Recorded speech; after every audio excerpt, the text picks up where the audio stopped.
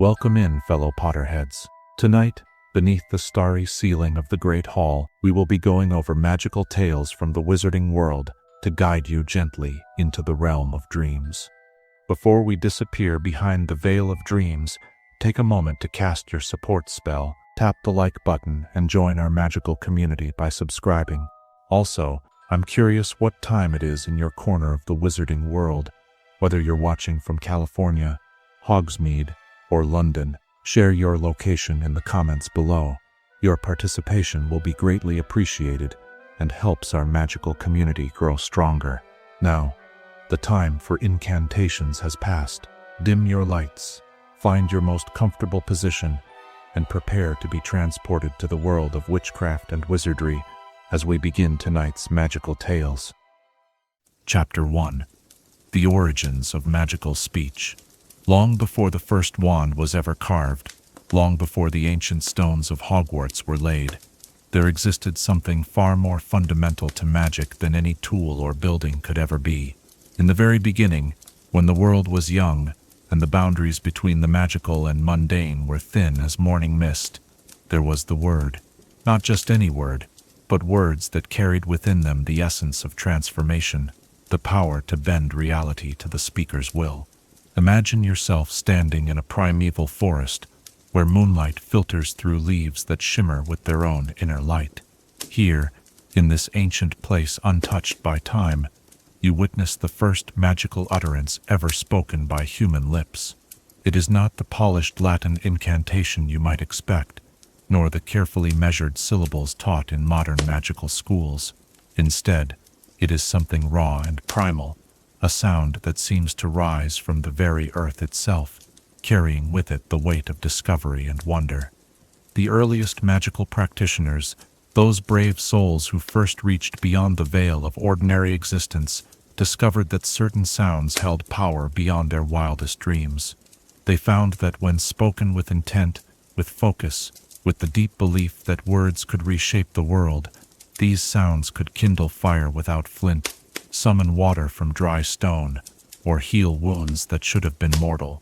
These were not spells as we understand them today, with their precise pronunciation and intricate wand movements, but something far more elemental. Picture these ancient magic workers, gathered around fires that burned with flames of impossible colors. Their voices would rise and fall in rhythms that seemed to match the heartbeat of the earth itself. They spoke in tongues that had no written form, languages that existed purely in the realm of sound and intention. Each word was a key, each phrase a doorway, and each incantation a bridge between what was and what could be. As you listen to the gentle crackling of your own imaginary fire, consider how these early magical languages developed. They were born not from academic study or careful research, but from necessity and instinct. A mother whose child lay dying would speak words of healing that came from some deep well within her soul. A protector facing an overwhelming enemy would call forth words of strength that transformed his very bones into shields. A seeker lost in darkness would whisper sounds that summoned light from nothing but hope and desperate need. These primordial magical languages were as varied as the peoples who spoke them. In the frozen north, where ice spirits danced beneath aurora-painted skies, magic words carried the crisp bite of winter wind and the deep patience of glacial movement. In desert lands where sand shifted like golden oceans, magical speech took on the flowing, undulating quality of dunes, reshaped by endless wind. Island peoples, surrounded by the constant murmur of waves, developed magical languages that ebbed and flowed like tides, their power waxing and waning with the cycles of moon and sea. What made these ancient words so powerful was not their complexity, but their connection to the fundamental forces of existence. Unlike the standardized spells taught in modern magical education, these early incantations were deeply personal, often unrepeatable. They emerged from the speaker's absolute belief in their necessity, their complete understanding of their purpose, and their willingness to pour their very essence into the words they spoke. You can almost hear the echoes of these ancient voices if you listen carefully enough. In the whispered lumos that brings light to a dark corridor, there lives the memory of the first human who ever called forth illumination from shadow. In the gentle episky that mends broken bones, you can sense the lingering power of countless healing words spoken by desperate hands over wounded loved ones. Even in the simple Alohomora that opens locked doors, there resonates the ancient human desire to move beyond barriers, to access what has been hidden or forbidden. The transition from these instinctive magical utterances to more structured magical languages was gradual, taking place over countless generations. As magical communities grew and knowledge began to be passed down from teacher to student, the need for consistency became apparent. A healing word that worked for one practitioner might fail entirely when spoken by another, not because the second lacked power, but because they lacked the deep personal connection to the word's meaning that had made it effective in the first place. This led to the development of what we might call the first magical dialects. Communities of magical practitioners would work together to find words and phrases that could be taught, learned, and repeated with consistent results. They discovered that certain combinations of sounds seemed to resonate with particular types of magic. Hard consonants and sharp vowels proved effective for spells of force and destruction, while soft, flowing sounds worked better for healing and growth magic. The process was not unlike the development of music, where individual notes combine to create melodies, and melodies weave together to form symphonies. Early magical practitioners learned to layer their words, to build complexity through repetition and variation, to create incantations that were both beautiful to hear and devastating in their power. They discovered that rhythm mattered almost as much as the words themselves, that a spell spoken in perfect time could accomplish what brute magical force could not. As you rest in the comfort of your own space, let your mind wander to those ancient practice sessions, where magical students would gather in sacred groves or hidden caves to learn their craft. Unlike the structured classes of Hogwarts, these early lessons were deeply experiential. Students would not merely memorize words and wand movements, but would fast and meditate until they could feel the pulse of magic in their very blood. Only when they had achieved this state of deep connection would they attempt to speak the sacred words. The teachers of these ancient times understood something that modern magical education sometimes forgets, that magical language is not merely a tool to be mastered, but a living force to be communed with.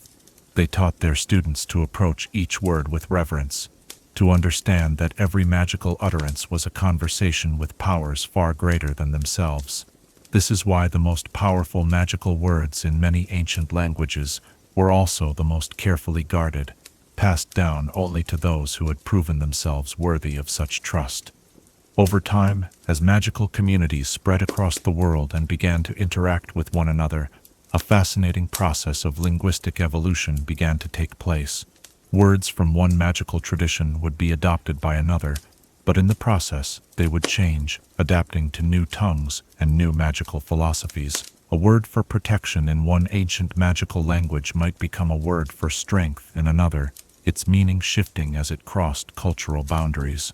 This cross-pollination of magical languages created something unprecedented in human history, a truly international magical vocabulary. Certain words became so universally powerful, so consistently effective across different magical traditions, that they spread from culture to culture like beneficial spells themselves. These became the foundation upon which later, more formal magical languages would be built. The ancient practitioners also discovered that magical words could be preserved in ways that ordinary language could not.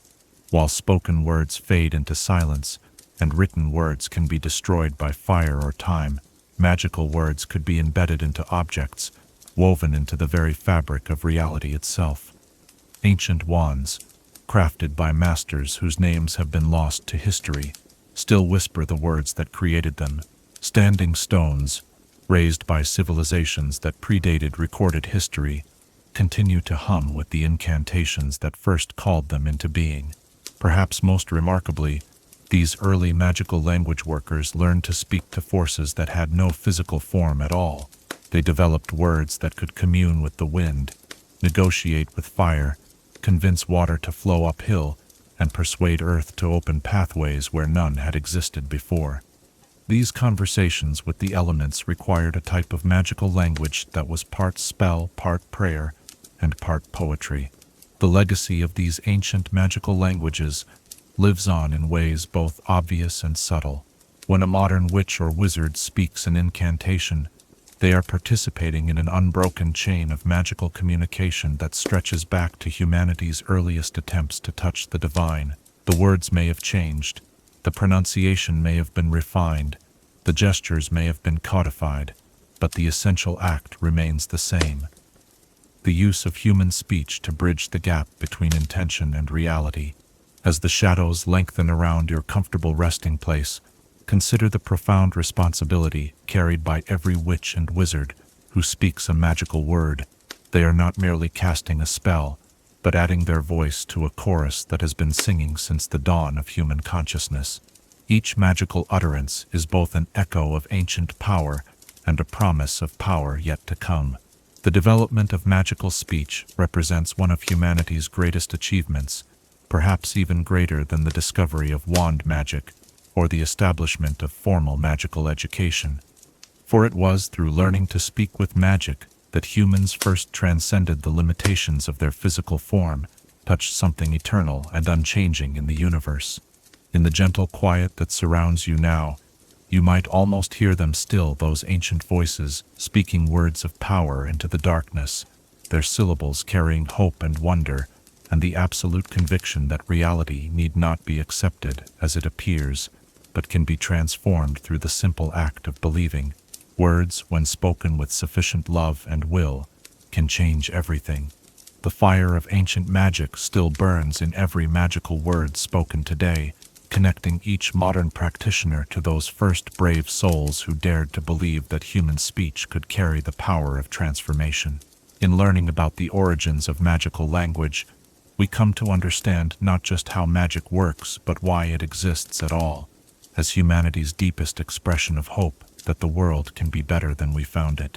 What ancient magical word do you think still echoes in your heart, waiting for the moment when you might need to speak it into being? Chapter 2. Ancient Egyptian Hieroglyphic Spells. In the golden light of a desert dawn, where sand meets stone, and ancient mysteries whisper through the wind, we turn our attention to one of history's most remarkable magical innovations. The ancient Egyptian wizards achieved something that their contemporaries could only dream of.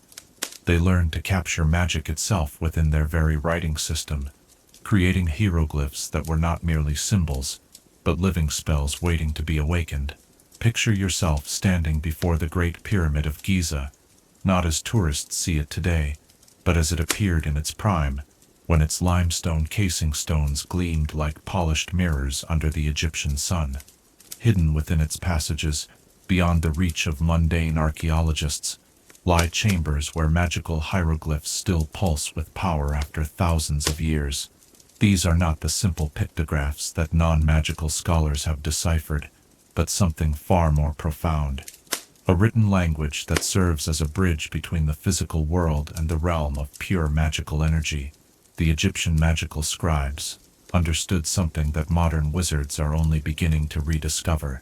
They realized that the act of writing could be transformed into an act of spellcasting, that each carefully drawn symbol could become a reservoir of magical power, ready to release its energy when the proper conditions were met. Unlike spoken incantations that fade into silence once uttered, these written spells could wait patiently for centuries, their power undiminished by the passage of time. Imagine the great scriptoriums of ancient Thebes, where magical scribes worked by the light of enchanted oil lamps that never flickered or dimmed. Here, seated at low tables carved from sacred sycamore wood, these master practitioners would spend days crafting a single magical hieroglyph. Each stroke of their reed pens was guided not only by artistic skill but by deep magical knowledge, for they understood that the slightest variation in angle or pressure could fundamentally alter the spell's effectiveness. The tools of these ancient magical scribes were marvels in themselves. Their ink was prepared from ingredients that would make a modern potioneer envious: powdered lapis lazuli for protection spells, ground gold for prosperity magic, crushed pearls for healing incantations, and cinnabar for transformation work. But most precious of all was the black ink used for the most powerful spells, made from the soot of burned sacred texts, mixed with water from the annual Nile flood, and the tears of temple priestesses who had achieved perfect communion with the gods. The reed pens they used were not ordinary writing implements, but magical focuses in their own right. Each pen was cut from papyrus that had grown in temple pools blessed by decades of prayer and ritual. The scribes would spend months preparing a single pen, carving microscopic symbols along its length, blessing it in ceremonies that aligned with the phases of the moon, and imbuing it with their own magical essence, until the tool became an extension of their very will. As you rest in comfort, let your mind drift to those sacred workshops where the greatest magical texts of the ancient world took shape. The scribes worked in perfect silence, for they understood that spoken words during the creation process could interfere with the delicate magical resonances they were weaving into their hieroglyphs. The only sounds were the gentle scratching of reed on papyrus and the soft chanting of temple singers, whose voices helped maintain the magical atmosphere necessary for such profound work. The hieroglyphic spells themselves were marvels of both artistic beauty and magical precision. Unlike the relatively simple symbols that modern magical practitioners use in their spell notation, Egyptian magical hieroglyphs were incredibly complex, often incorporating multiple layers of meaning within a single character. A hieroglyph that appeared to depict a simple bird might actually contain embedded instructions for weather magic, protection from evil spirits, and guidance for the deceased in the afterlife, all woven together in a single elegant symbol. The Egyptians discovered that certain combinations of hieroglyphs created what they called word spells, magical formulas that activated automatically when read by someone with the proper magical sensitivity. These were particularly common in tomb inscriptions, where they served to protect the deceased from grave robbers and malevolent spirits. Many of these protective spells remain active to this day, which explains why magical archaeologists approach Egyptian burial sites with such extreme caution. One of the most remarkable aspects of Egyptian hieroglyphic magic was its integration with their understanding of divine power. The Egyptians believed that their hieroglyphs were not human inventions, but gifts from Thoth, the ibis-headed god of wisdom and magic. They saw each symbol as a direct channel to divine energy, which meant that writing was not merely a craft but a sacred act of communion with the gods themselves. The process of creating a major magical text could take years to complete. The Book of the Dead, for instance, was not a single standardized text but a collection of spells customized for each individual. Wealthy families would commission master scribes to create personalized versions, with hieroglyphs modified to reflect the deceased's specific needs, accomplishments, and spiritual aspirations. These books were magical roadmaps, designed to guide the soul through the perils of the afterlife and ensure safe passage to the eternal fields of peace. The power of these hieroglyphic spells was not limited to death magic, however. Egyptian magical texts covered every aspect of life, from healing and protection to love and prosperity. Agricultural spells were written on papyrus and buried in fields to ensure bountiful harvests. Healing hieroglyphs were painted on amulets and worn against the skin, their power slowly seeping into the wearer's body.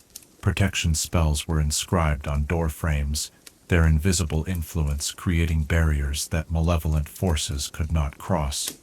Perhaps most impressively, the Egyptians developed what modern magical theorists call progressive spells, hieroglyphic formulas that evolved and strengthened over time.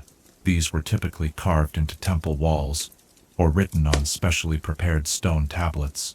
As generations of priests and priestesses walked past these inscriptions, reciting the associated prayers and performing the required rituals, the magical power of the hieroglyphs would grow stronger, creating cumulative effects that could last for millennia.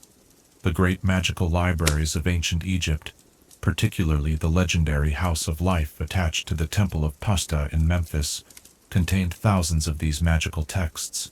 Imagine walking through their corridors, where scrolls glowed softly with their own inner light, their hieroglyphic spells creating a symphony of magical energy that visitors could feel in their very bones. Scholars from across the ancient world would journey to these libraries, not merely to read about magic, but to experience it directly through the living words inscribed on papyrus and stone. The decline of hieroglyphic magic began not with the fall of the pharaohs, but with the gradual loss of the spiritual understanding that had made it possible. As Egypt came under foreign rule and ancient traditions were abandoned or corrupted, fewer and fewer scribes possessed the deep magical knowledge necessary to create truly powerful hieroglyphic spells. The symbols remained, but they became increasingly mundane, losing their connection to the divine forces that had once given them life.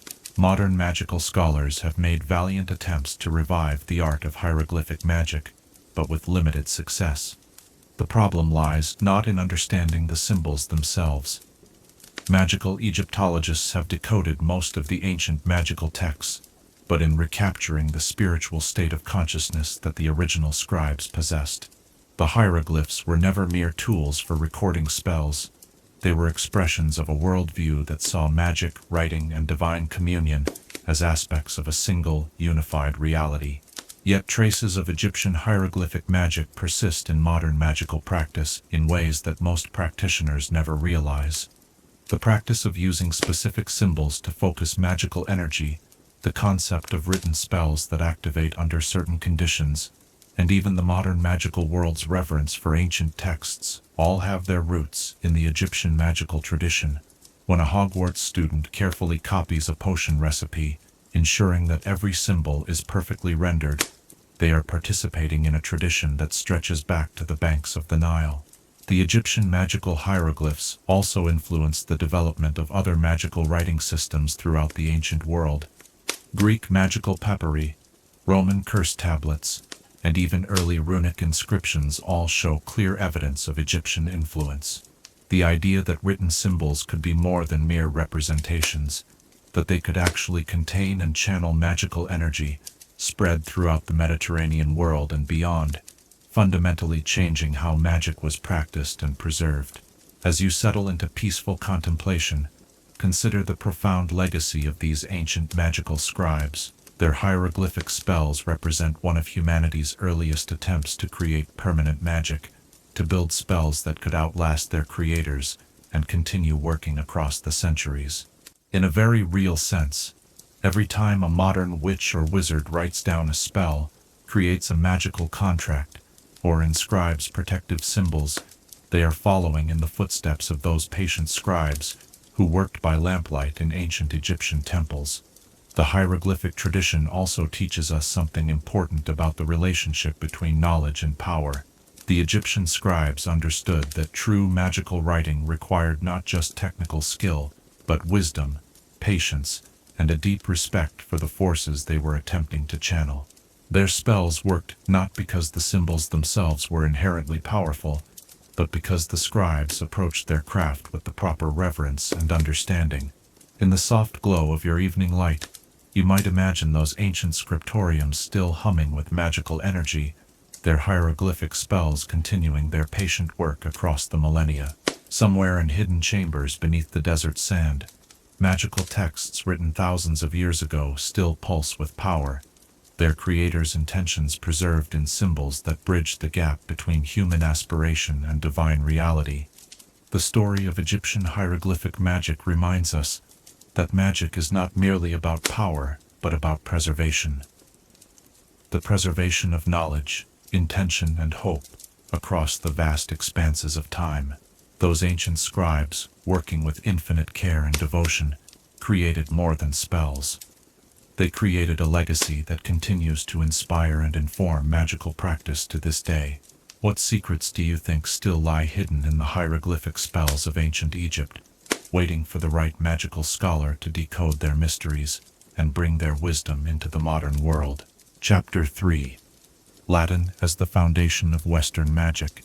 In the scholarly halls where ancient wisdom meets practical application, where the measured cadence of classical pronunciation echoes through stone corridors, we discover why Latin became the bedrock upon which Western magical tradition was built. This language of emperors and scholars, of legal precision and poetic beauty, offered something that no other tongue could provide: the perfect marriage of clarity and power that magical practice demanded. Picture yourself in a monastery library during the early medieval period, where hooded scribes work by candlelight to preserve not only religious texts, but the magical knowledge that survived Rome's fall. The air is thick with the scent of parchment and beeswax, and the only sounds are the soft scratch of quills and the gentle murmur of Latin prayers that seem to harmonize with older, more mysterious incantations. Here, in these quiet sanctuaries, the transformation of magic from chaotic vernacular traditions into something systematic and teachable was taking place. The choice of Latin as magic's lingua franca was not arbitrary, but arose from the language's unique structural properties. Unlike the fluid, emotional languages of everyday speech, Latin possessed what magical theorists call crystalline precision. Each word carried exact meaning, with grammatical structures that remained stable across centuries. When a wizard spoke the incantation lumos, they could be certain that the spell would work the same way, whether cast in medieval Scotland or Renaissance Italy, because Latin provided a consistency that regional languages could not match. The Roman magical practitioners who first elevated Latin to its supreme position understood something profound about the relationship between language and magical energy. They discovered that Latin's systematic grammar created what they termed logical pathways for magical force to follow. The language's emphasis on precise case endings, verb conjugations, and syntactic relationships seemed to resonate with the underlying mathematical structure of reality itself, making spells more reliable and their effects more predictable. Imagine the great magical academies of the late Roman Empire, where scholars in white togas would debate the proper declension of curse formulae with the same intensity that their mundane counterparts brought to rhetoric and philosophy. These institutions, predecessors to schools like Hogwarts, established the teaching methods that would define magical education for the next millennium. Students would spend years mastering not just Latin grammar but the subtle ways in which pronunciation, accent, and rhythm affected magical outcomes. The transformation of magical practice through Latin was not merely linguistic but philosophical. Pre-Latin magical traditions had been deeply personal, with spells varying from practitioner to practitioner based on regional dialects, family traditions, and individual interpretation. Latin magic introduced the revolutionary concept of standardization, the idea that magical knowledge could be codified, taught systematically, and preserved without degradation across generations. As you rest in contemplation, consider the painstaking work of those early magical linguists who selected which Latin words would carry which magical meanings. They could not simply adopt existing vocabulary, but had to create new relationships between sound and effect. The word protego, for instance, was chosen not just because it meant "I protect," but because its sharp consonants and rising vocal pattern naturally channeled defensive energy. Every major spell in the Western magical tradition represents hours of careful experimentation and refinement. The monastery schools that preserved magical Latin during the Dark Ages created something unprecedented, the first truly international magical curriculum. A student trained in the magical arts at Monte Cassino could travel to Canterbury or Cluny and immediately understand the instruction being offered there.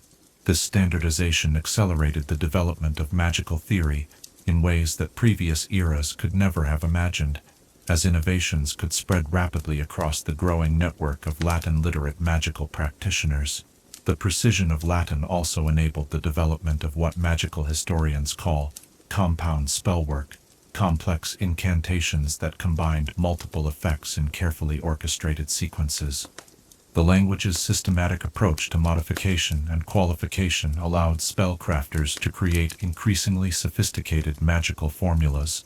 A simple levitation charm could be modified with additional Latin phrases to control speed, direction, duration, and even the emotional state of the levitated object. The great magical texts of the medieval period showcase Latin's extraordinary flexibility as a magical language. The legendary Codex Magicus Universalis, written by the mysterious scholar known only as Magister Tertius, contains over 3,000 distinct Latin incantations organized according to grammatical principles that mirror the fundamental forces of nature. Students of this text learned not just individual spells, but the underlying logical structure that made all Latin magic possible. Latin's adoption as the standard magical language also reflected deeper cultural shifts in how magic was understood and practiced. The Roman legal tradition, with its emphasis on precise definitions and logical consistency, profoundly influenced magical jurisprudence. Magical contracts, binding oaths, and protective wards all began to follow Latin legal formulae, creating a system of magical law that could be understood and enforced across different kingdoms and cultures. The pronunciation of magical Latin developed its own unique characteristics, distinct from the classical Latin taught in mundane schools. Magical practitioners discovered that certain vocal techniques, the rolling of R's, the lengthening of vowels, the precise placement of stress, could significantly amplify a spell's power. These techniques were carefully guarded secrets, passed down through master-apprentice relationships, and preserved in texts that were accessible only to the most advanced students. Perhaps most importantly, Latin provided magical practice with something it had previously lacked: a scholarly tradition. The language's association with learning and intellectual rigor attracted some of the brightest minds of each generation to magical study. These scholar practitioners approached magic not as a collection of inherited superstitions, but as a systematic discipline, worthy of careful investigation and theoretical development. The influence of Latin magic extended far beyond individual spellcasting. The language shaped how magical practitioners thought about the nature of reality itself. Latin's emphasis on action and agency, its complex verb systems that specify not just what happens but how, when, and why it happens, encouraged magical theorists to develop increasingly sophisticated models of causation and effect. This intellectual framework became the foundation for all subsequent Western magical philosophy. The great magical libraries of the Renaissance period testify to Latin's continuing importance, even as vernacular languages began to reassert themselves in other fields. These collections, housed in institutions like the Medici Academy of Arcane Arts in Florence or the Habsburg Magical Archive in Vienna, contained thousands of Latin texts covering every aspect of magical theory and practice. Scholars from across Europe would journey to these libraries, their shared knowledge of magical Latin creating an international community of learning that transcended political boundaries. The precision of Latin also enabled the development of what modern magical theorists call metaspells, incantations that modify or control other incantations. These sophisticated magical constructs rely on Latin's systematic approach to subordination and modification, creating layers of meaning that vernacular languages struggle to express clearly. A master practitioner could speak a single Latin formula that would simultaneously cast a spell, modify its parameters, set conditions for its activation, and establish safeguards against its misuse. As magical practice evolved during the early modern period, Latin's role became even more crucial. The increasing complexity of magical theory demanded a language capable of expressing subtle distinctions and precise relationships. Latin's rich vocabulary for abstract concepts, combined with its systematic approach to word formation, made it the perfect vehicle for expressing the sophisticated magical ideas that were emerging from the great research centers of the age. The establishment of formal magical schools throughout Europe cemented Latin's position as the universal language of magical education. Hogwarts, founded during the medieval period, adopted Latin as its primary instructional language not out of tradition, but out of practical necessity.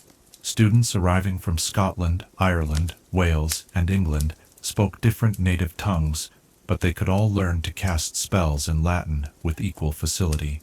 The relationship between Latin and magical practice also reveals something profound about the nature of magic itself. The fact that this particular language proved so well suited to magical expression suggests that magic operates according to logical principles that can be systematically understood and applied. Latin's success as a magical language validates the scholarly approach to magic that has characterized Western magical tradition for over a millennium. In the gentle quiet of your evening reflection, consider the legacy of those early magical Latinists who transformed a language of empire and law into the perfect vehicle for wonder and transformation.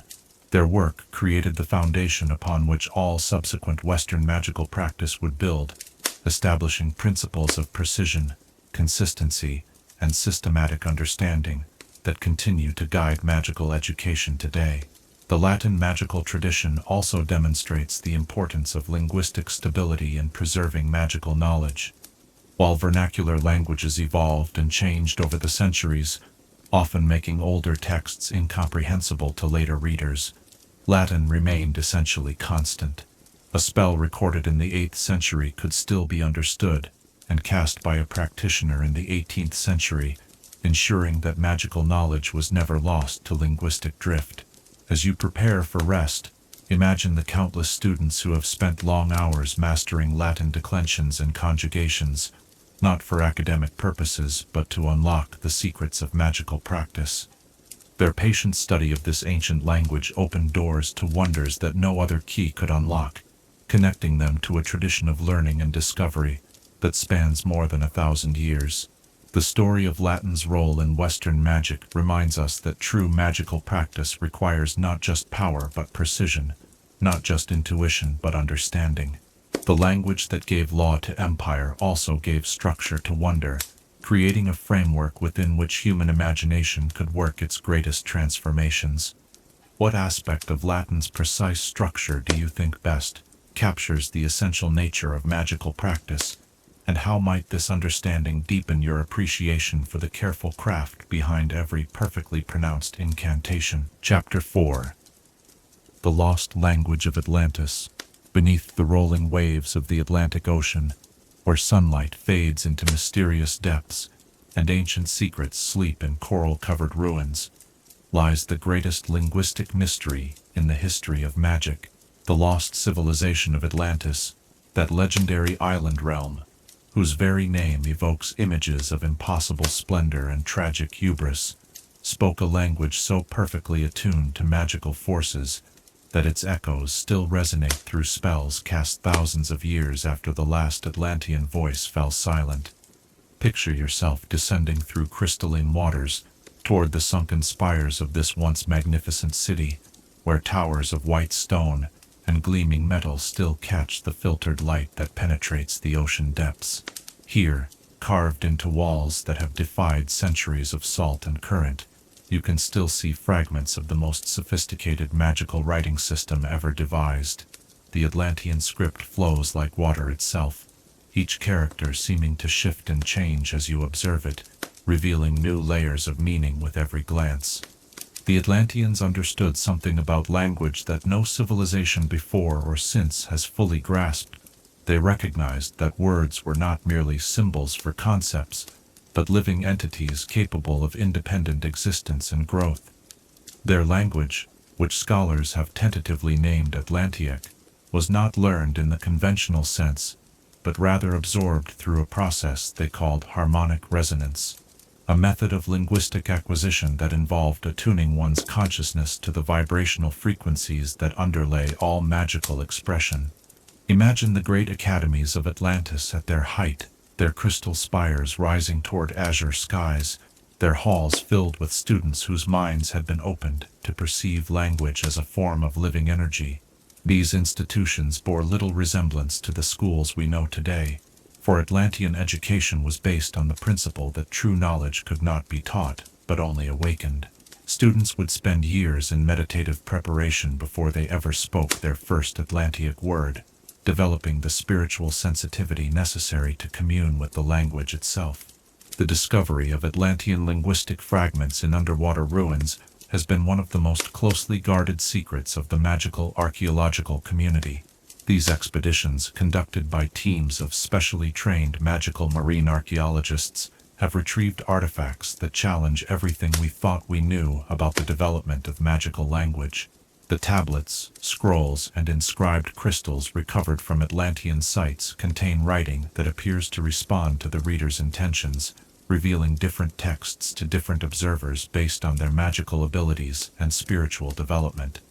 As you rest in comfortable contemplation, let your mind drift to those magnificent underwater libraries where Atlantean knowledge still waits in waterproof vaults of enchanted coral.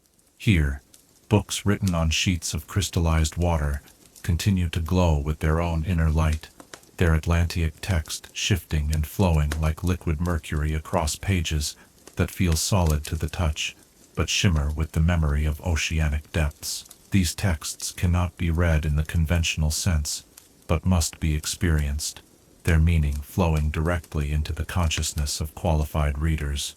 The Atlantean approach to magical language was fundamentally different from all subsequent traditions. While later civilizations developed words to control and direct magical forces, the Atlanteans created language that collaborated with magic, forming partnerships between human intention and cosmic energy. Their words were not commands but invitations, not formulas but conversations with the fundamental forces that shape reality. Archaeological evidence suggests that Atlantic was not originally a spoken language at all, but rather a form of crystalline resonance that could be transmitted through specially prepared gems and metals. Atlantean practitioners would hold these linguistic crystals while meditating, allowing the stored language patterns to flow into their consciousness through direct energetic transfer. Only later, as their civilization became more complex, did they develop vocal expressions for their crystal-based linguistic concepts. The most remarkable aspect of Atlantean language was its apparent ability to evolve autonomously. Linguistic crystals recovered from different periods of Atlantean history show clear evidence that the language was changing and developing on its own, without conscious human guidance. New grammatical structures would emerge spontaneously, vocabulary would expand to accommodate discoveries and innovations, and even the fundamental principles of magical expression would shift to reflect the civilization's growing understanding of cosmic forces. The tragedy of Atlantis' destruction was not merely the loss of a great civilization, but the silencing of the most sophisticated magical language ever developed. When the island continent sank beneath the waves, taking with it the last native speakers of Atlantic, magic itself became diminished.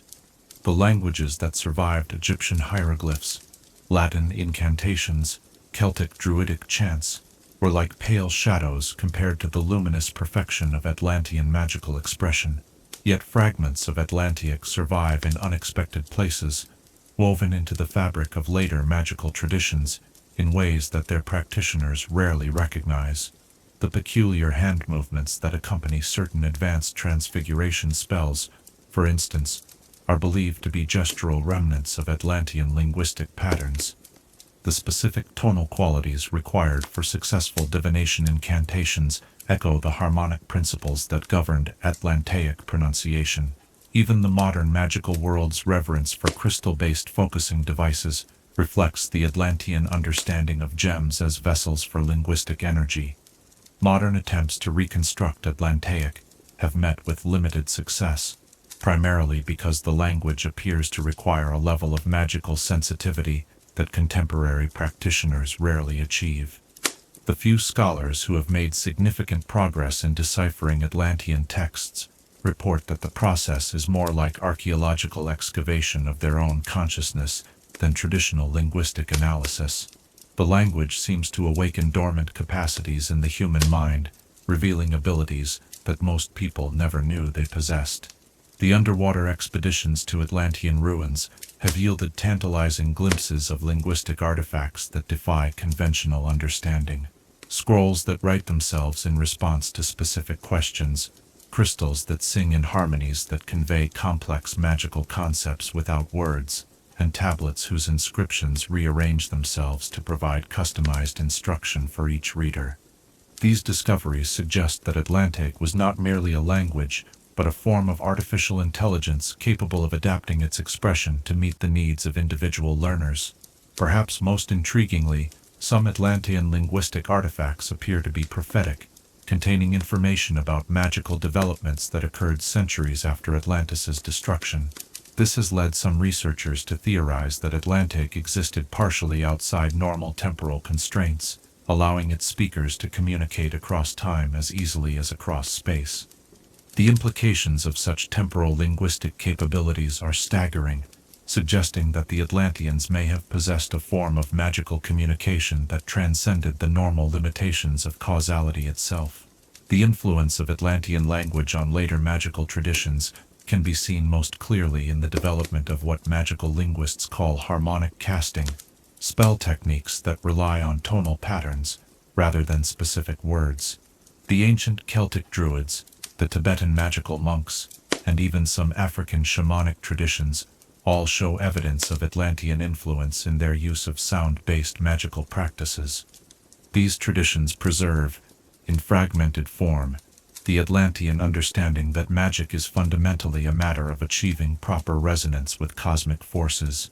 The loss of Atlantia represents one of history's greatest tragedies, not merely because of the magical knowledge that was lost, but because of the linguistic principles that died with it. The Atlanteans had developed a form of communication that was simultaneously artistic, scientific, and spiritual, creating a language that elevated every speaker toward higher levels of consciousness and magical ability. Their linguistic system was designed not just to convey information, but to transform the very beings who used it. As you settle into peaceful reflection, imagine what magical practice might be like if we could somehow recover the lost language of Atlantis.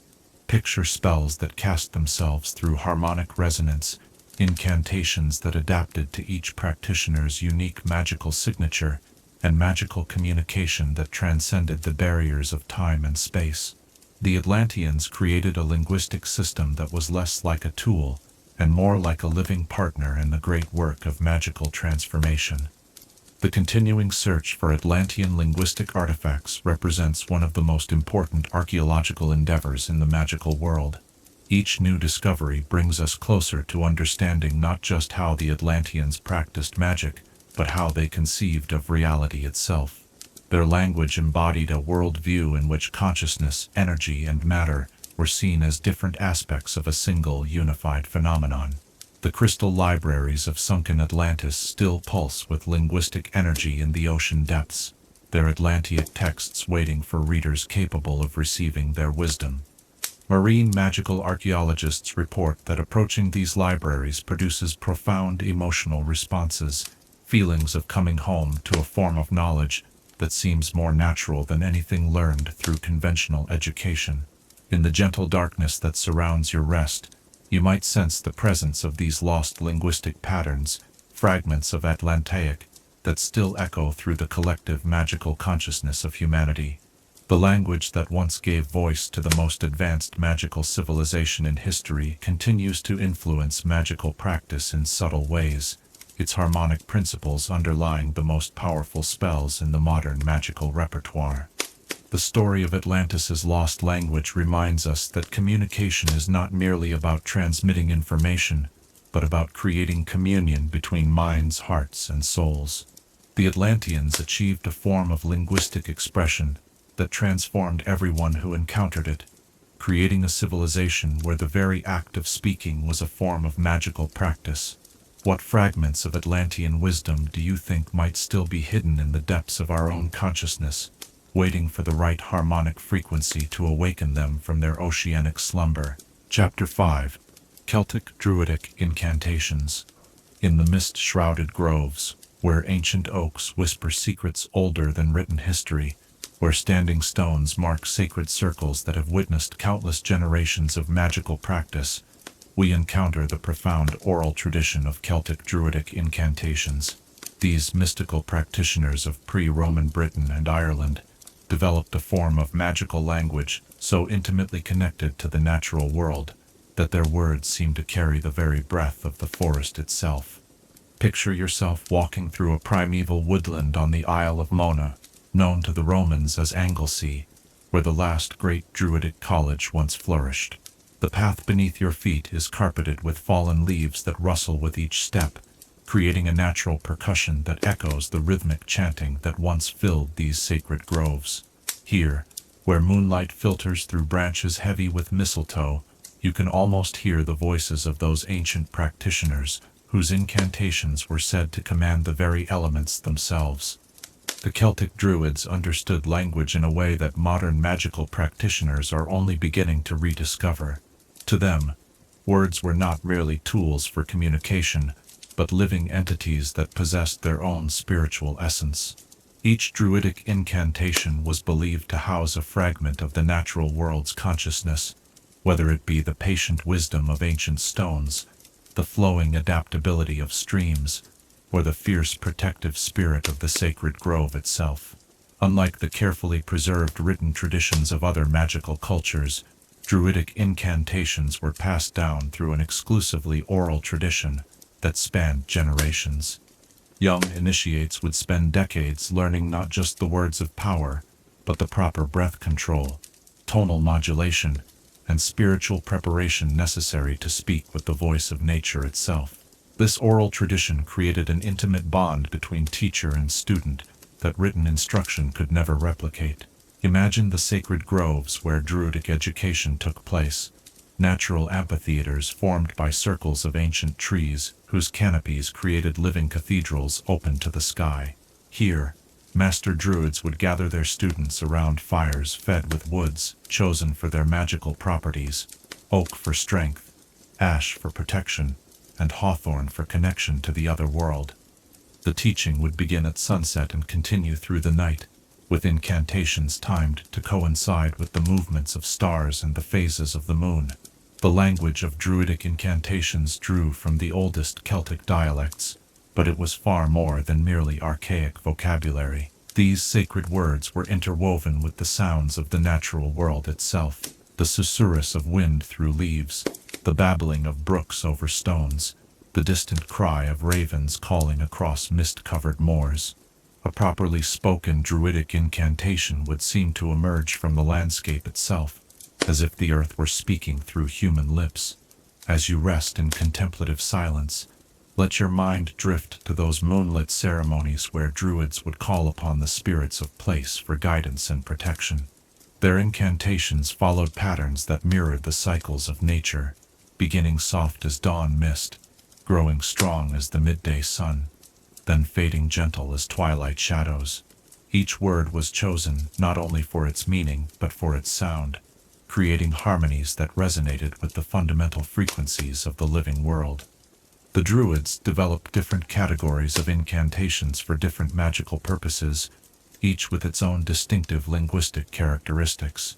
Healing chants incorporated the soft, flowing sounds of water, their syllables designed to wash away illness and restore natural balance. Protection spells drew upon the harsh consonants and driving rhythms that echoed the sound of iron on stone, creating barriers as impenetrable as mountain walls. Divination incantations used the ethereal, floating tones that mimicked wind song, opening the speaker's consciousness to messages carried on invisible currents. The power of druidic incantations was believed to stem from their connection to what the Celts called the thin places, locations where the boundary between the physical world and the other world became permeable. Sacred springs, ancient barrows, and mountaintop stone circles served as natural amplifiers for druidic magic, places where spoken words could resonate across multiple dimensions of reality simultaneously. One of the most remarkable aspects of druidic linguistic tradition was its emphasis on seasonal attunement. Different incantations were appropriate for different times of year, with the language itself shifting to reflect the changing energies of the natural world. Spring chants bubbled with the energy of new growth, their syllables quick and bright as birdsong. Summer incantations rolled with the deep, warm tones of earth baking under the sun. Autumn spells carried the melancholy beauty of falling leaves, while winter chants possessed the crystalline clarity of ice and snow. The Druids also developed what modern scholars call layered incantations, magical formulae that operated on multiple levels simultaneously. A single druidic chant might serve as a healing spell for the individual practitioner, a blessing for the local community, and a renewal ritual for the land itself. This multi-layered approach reflected the druidic understanding that all existence was interconnected, that healing one aspect of reality inevitably affected all others. The relationship between druidic incantations and the landscape was so intimate that many spells could only be performed in specific locations. Certain healing chants required the presence of particular healing springs, while weather-working incantations needed to be spoken from specific hilltops or stone circles. This geographical specificity meant that druidic magical practice was inherently local, deeply rooted in the particular genius of place that characterized each sacred site. The Roman conquest of Britain and the subsequent Christianization of Celtic lands dealt a devastating blow to the druidic oral tradition. Many incantations were lost forever when their last speakers died, taking with them linguistic treasures that could never be recovered. However, fragments of druidic magical language survived in unexpected places, in folk songs and traditional ballads, in the charms used by rural healers, and in the seasonal celebrations that persisted despite official disapproval. Modern magical scholars have made valiant efforts to reconstruct druidic incantations from these surviving fragments, but the task is complicated by the oral tradition's emphasis on proper spiritual preparation. The words alone are not enough. They must be spoken with the deep reverence for nature that characterized authentic druidic practice.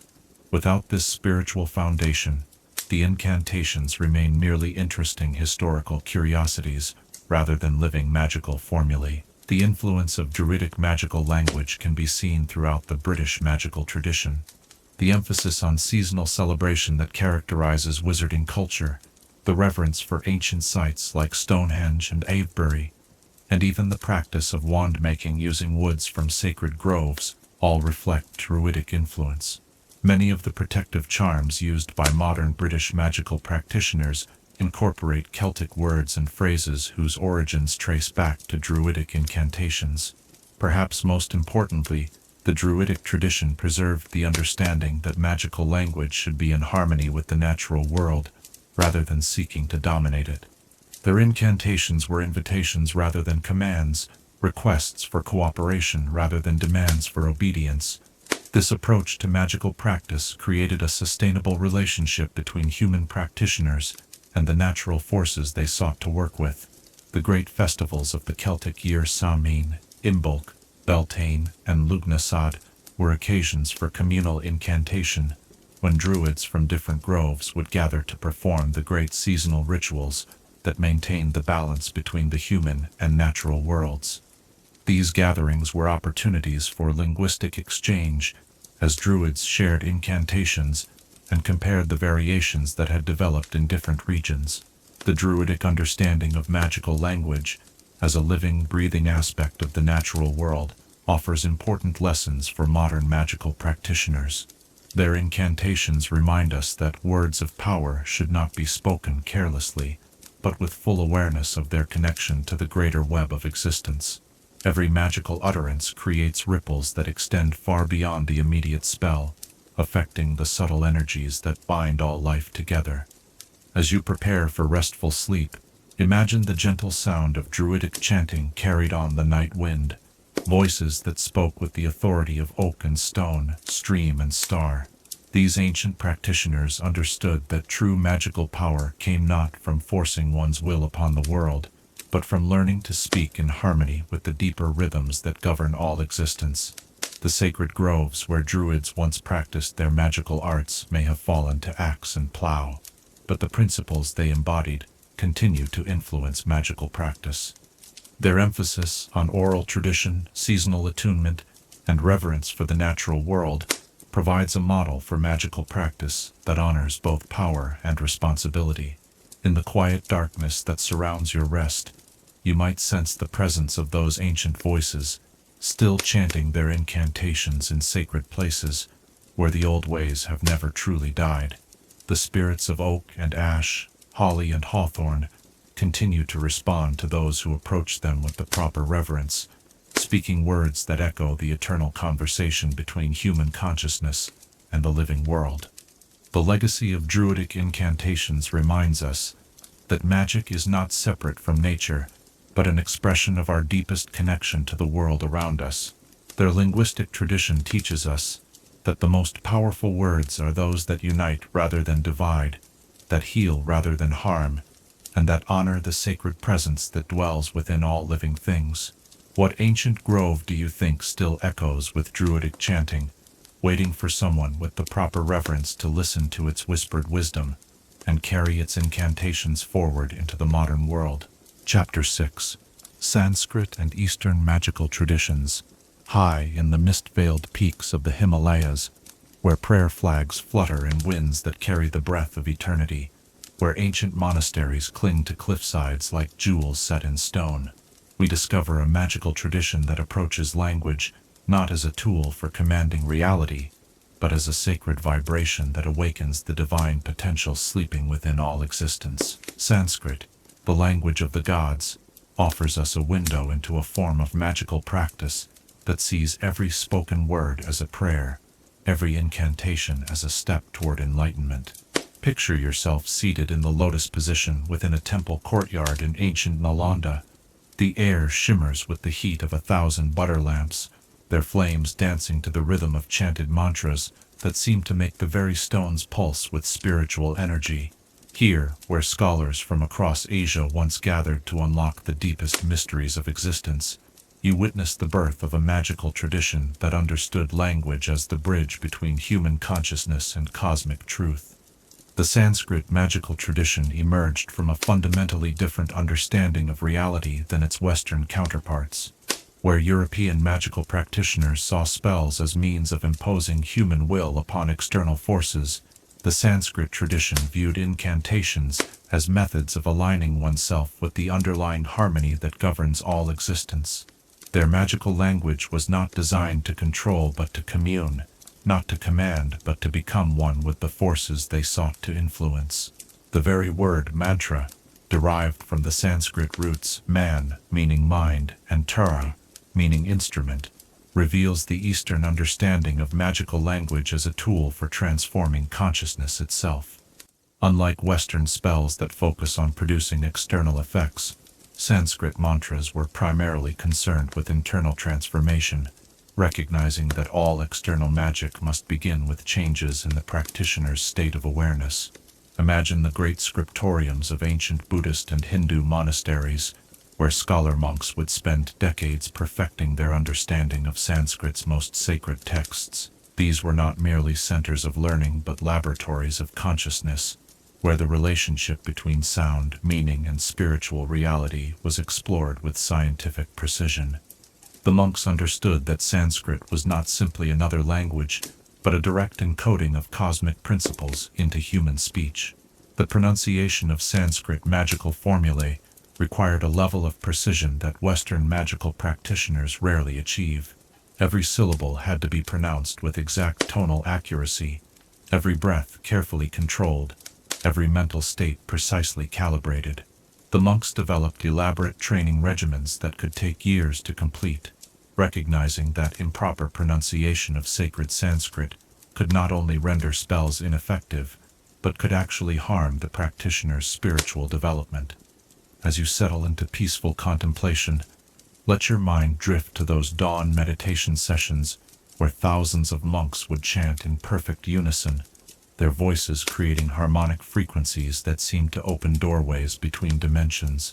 The power of these collective Sanskrit recitations was said to be so great that they could influence weather patterns across entire regions, heal plagues that had resisted all other treatments, and even commune with divine beings whose existence transcended physical reality. The Sanskrit magical tradition developed what modern scholars call seed syllables or bija mantras, single syllables that contained the concentrated essence of entire cosmic principles. The syllable Om, for instance, was understood to contain the vibrational pattern of the universe's creation, preservation, and dissolution. When properly pronounced with full understanding of its meaning, this single sound could supposedly align the practitioner with the fundamental creative force that underlies all existence. The relationship between Sanskrit and magical practice was so intimate that many practitioners believed the language existed before human civilization, having been revealed directly by divine beings to enlightened sages in deep meditation. This belief gave Sanskrit magical practice a reverent quality that set it apart from more utilitarian magical traditions.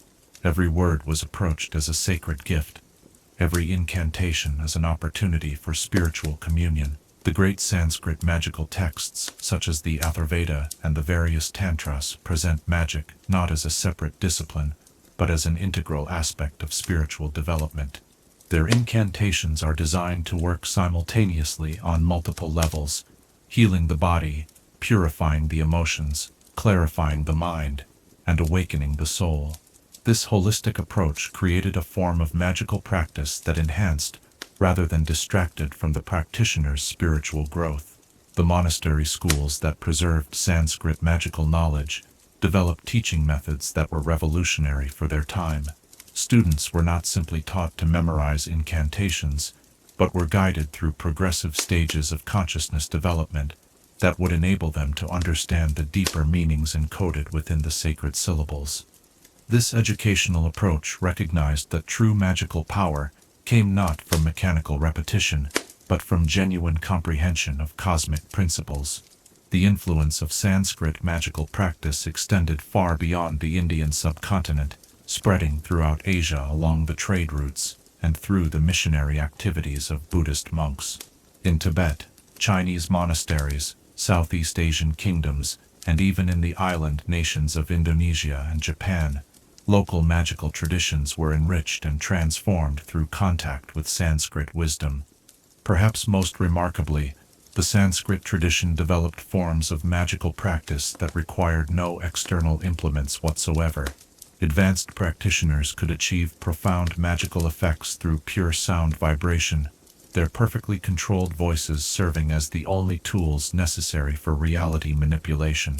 This approach to magic emphasized the primacy of consciousness over matter, teaching that a properly prepared mind could influence reality through intention alone. The breathing techniques that accompanied Sanskrit magical practice were as important as the words themselves. Pranayama, the science of breath control, was understood to be the foundation of all effective magical work. Practitioners learned to coordinate their breathing with their recitation in ways that would maximize the vibrational impact of their mantras, while simultaneously altering their consciousness to receive the magical effects being generated. The Sanskrit magical tradition also developed sophisticated theories about the relationship between sound and form, recognizing that every physical object in the universe possessed a corresponding sound pattern that could be used to influence it magically. This understanding led to the development of incredibly complex magical formulae that could supposedly manipulate matter at the molecular level through carefully orchestrated sound vibrations. The great mandala traditions of Tibetan Buddhism represent perhaps the highest expression of Sanskrit magical practice, combining visual symbols, sound vibrations, and meditative consciousness into unified magical operations of staggering complexity. These practices required years of preparation and could only be undertaken by monks who had achieved specific levels of spiritual realization. The decline of Sanskrit as a living magical language paralleled the general decline of the great Asian monastic universities, but its influence on Eastern magical practice remains profound. Modern practitioners in Tibet, Nepal, India, and throughout the Buddhist world continue to use Sanskrit mantras in their magical work, preserving traditions that stretch back over 2 millennia. The integration of Sanskrit magical principles into modern Western magical practice has been limited by cultural and linguistic barriers, but some contemporary practitioners have begun to explore the profound wisdom embedded within this ancient tradition. They have discovered that Sanskrit's emphasis on consciousness transformation offers valuable insights for magical practitioners working within any tradition. The Sanskrit understanding of magical language as sacred vibration has influenced the development of sound-based healing modalities throughout the world. The recognition that properly intoned syllables can produce measurable effects on both consciousness and physical health has led to renewed interest in the acoustic principles underlying all magical practice. As you prepare for restful sleep, imagine the gentle sound of Sanskrit mantras being chanted in mountain monasteries, where the air is so clear that every syllable seems to sparkle with crystalline purity. These ancient practitioners understood that magic was not about gaining power over others, but about discovering the divine power that already existed within themselves. The monastery bells that call practitioners to evening meditation still ring across the Himalayan valleys, their bronze voices carrying echoes of Sanskrit chanting that has continued unbroken for over 1,000 years. In these sacred spaces, the ancient understanding of language as prayer, magic as meditation, and power as compassion continues to guide seekers toward enlightenment. The legacy of Sanskrit magical tradition reminds us that the highest forms of magic are those that serve not selfish desires, but the welfare of all living beings. Their linguistic practices were designed to awaken wisdom and compassion in equal measure, recognizing that true magical power must always be balanced by spiritual responsibility. In the gentle darkness that surrounds your rest, you might sense the presence of those ancient vibrations, Sanskrit syllables that continue to resonate through the collective consciousness of humanity, carrying their message of unity, peace, and the recognition that all existence is ultimately one divine expression manifesting in countless forms. What Sanskrit mantra do you think might resonate most deeply with your own spiritual aspirations, and how might the regular practice of such sacred sound transform your understanding of both magic and life itself? Chapter 7. Runic Languages of Northern Europe. In the frost-kissed forests of ancient Scandinavia, where aurora light dances across snow-covered pines and the breath of winter carries whispers from the realm of the gods, we encounter one of the most distinctive magical traditions ever developed.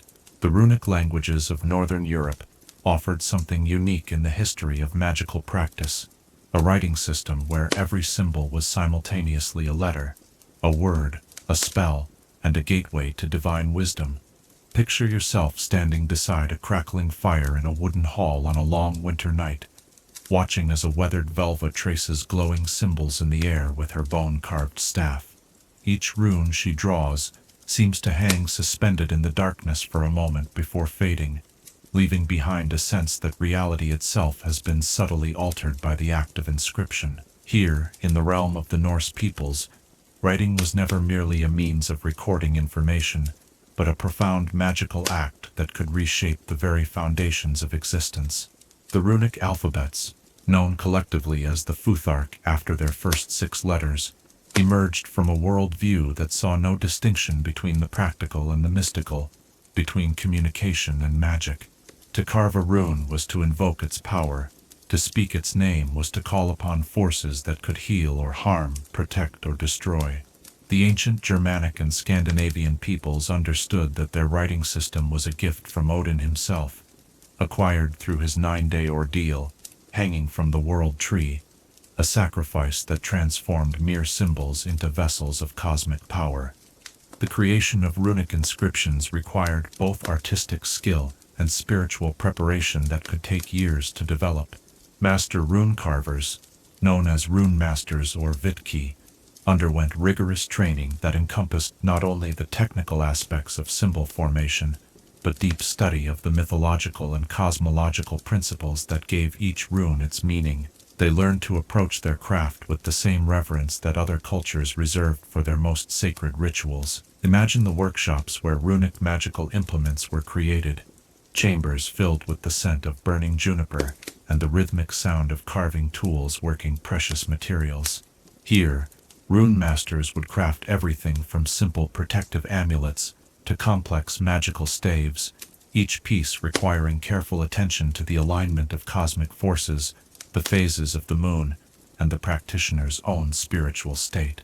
The creation of a truly powerful runic artifact could take months or even years to complete. The materials used for runic inscription were chosen with extraordinary care, each substance bringing its own magical properties to the finished work. Wood from trees struck by lightning was prized for its connection to Thor's power, while whalebone carried the deep wisdom of the sea.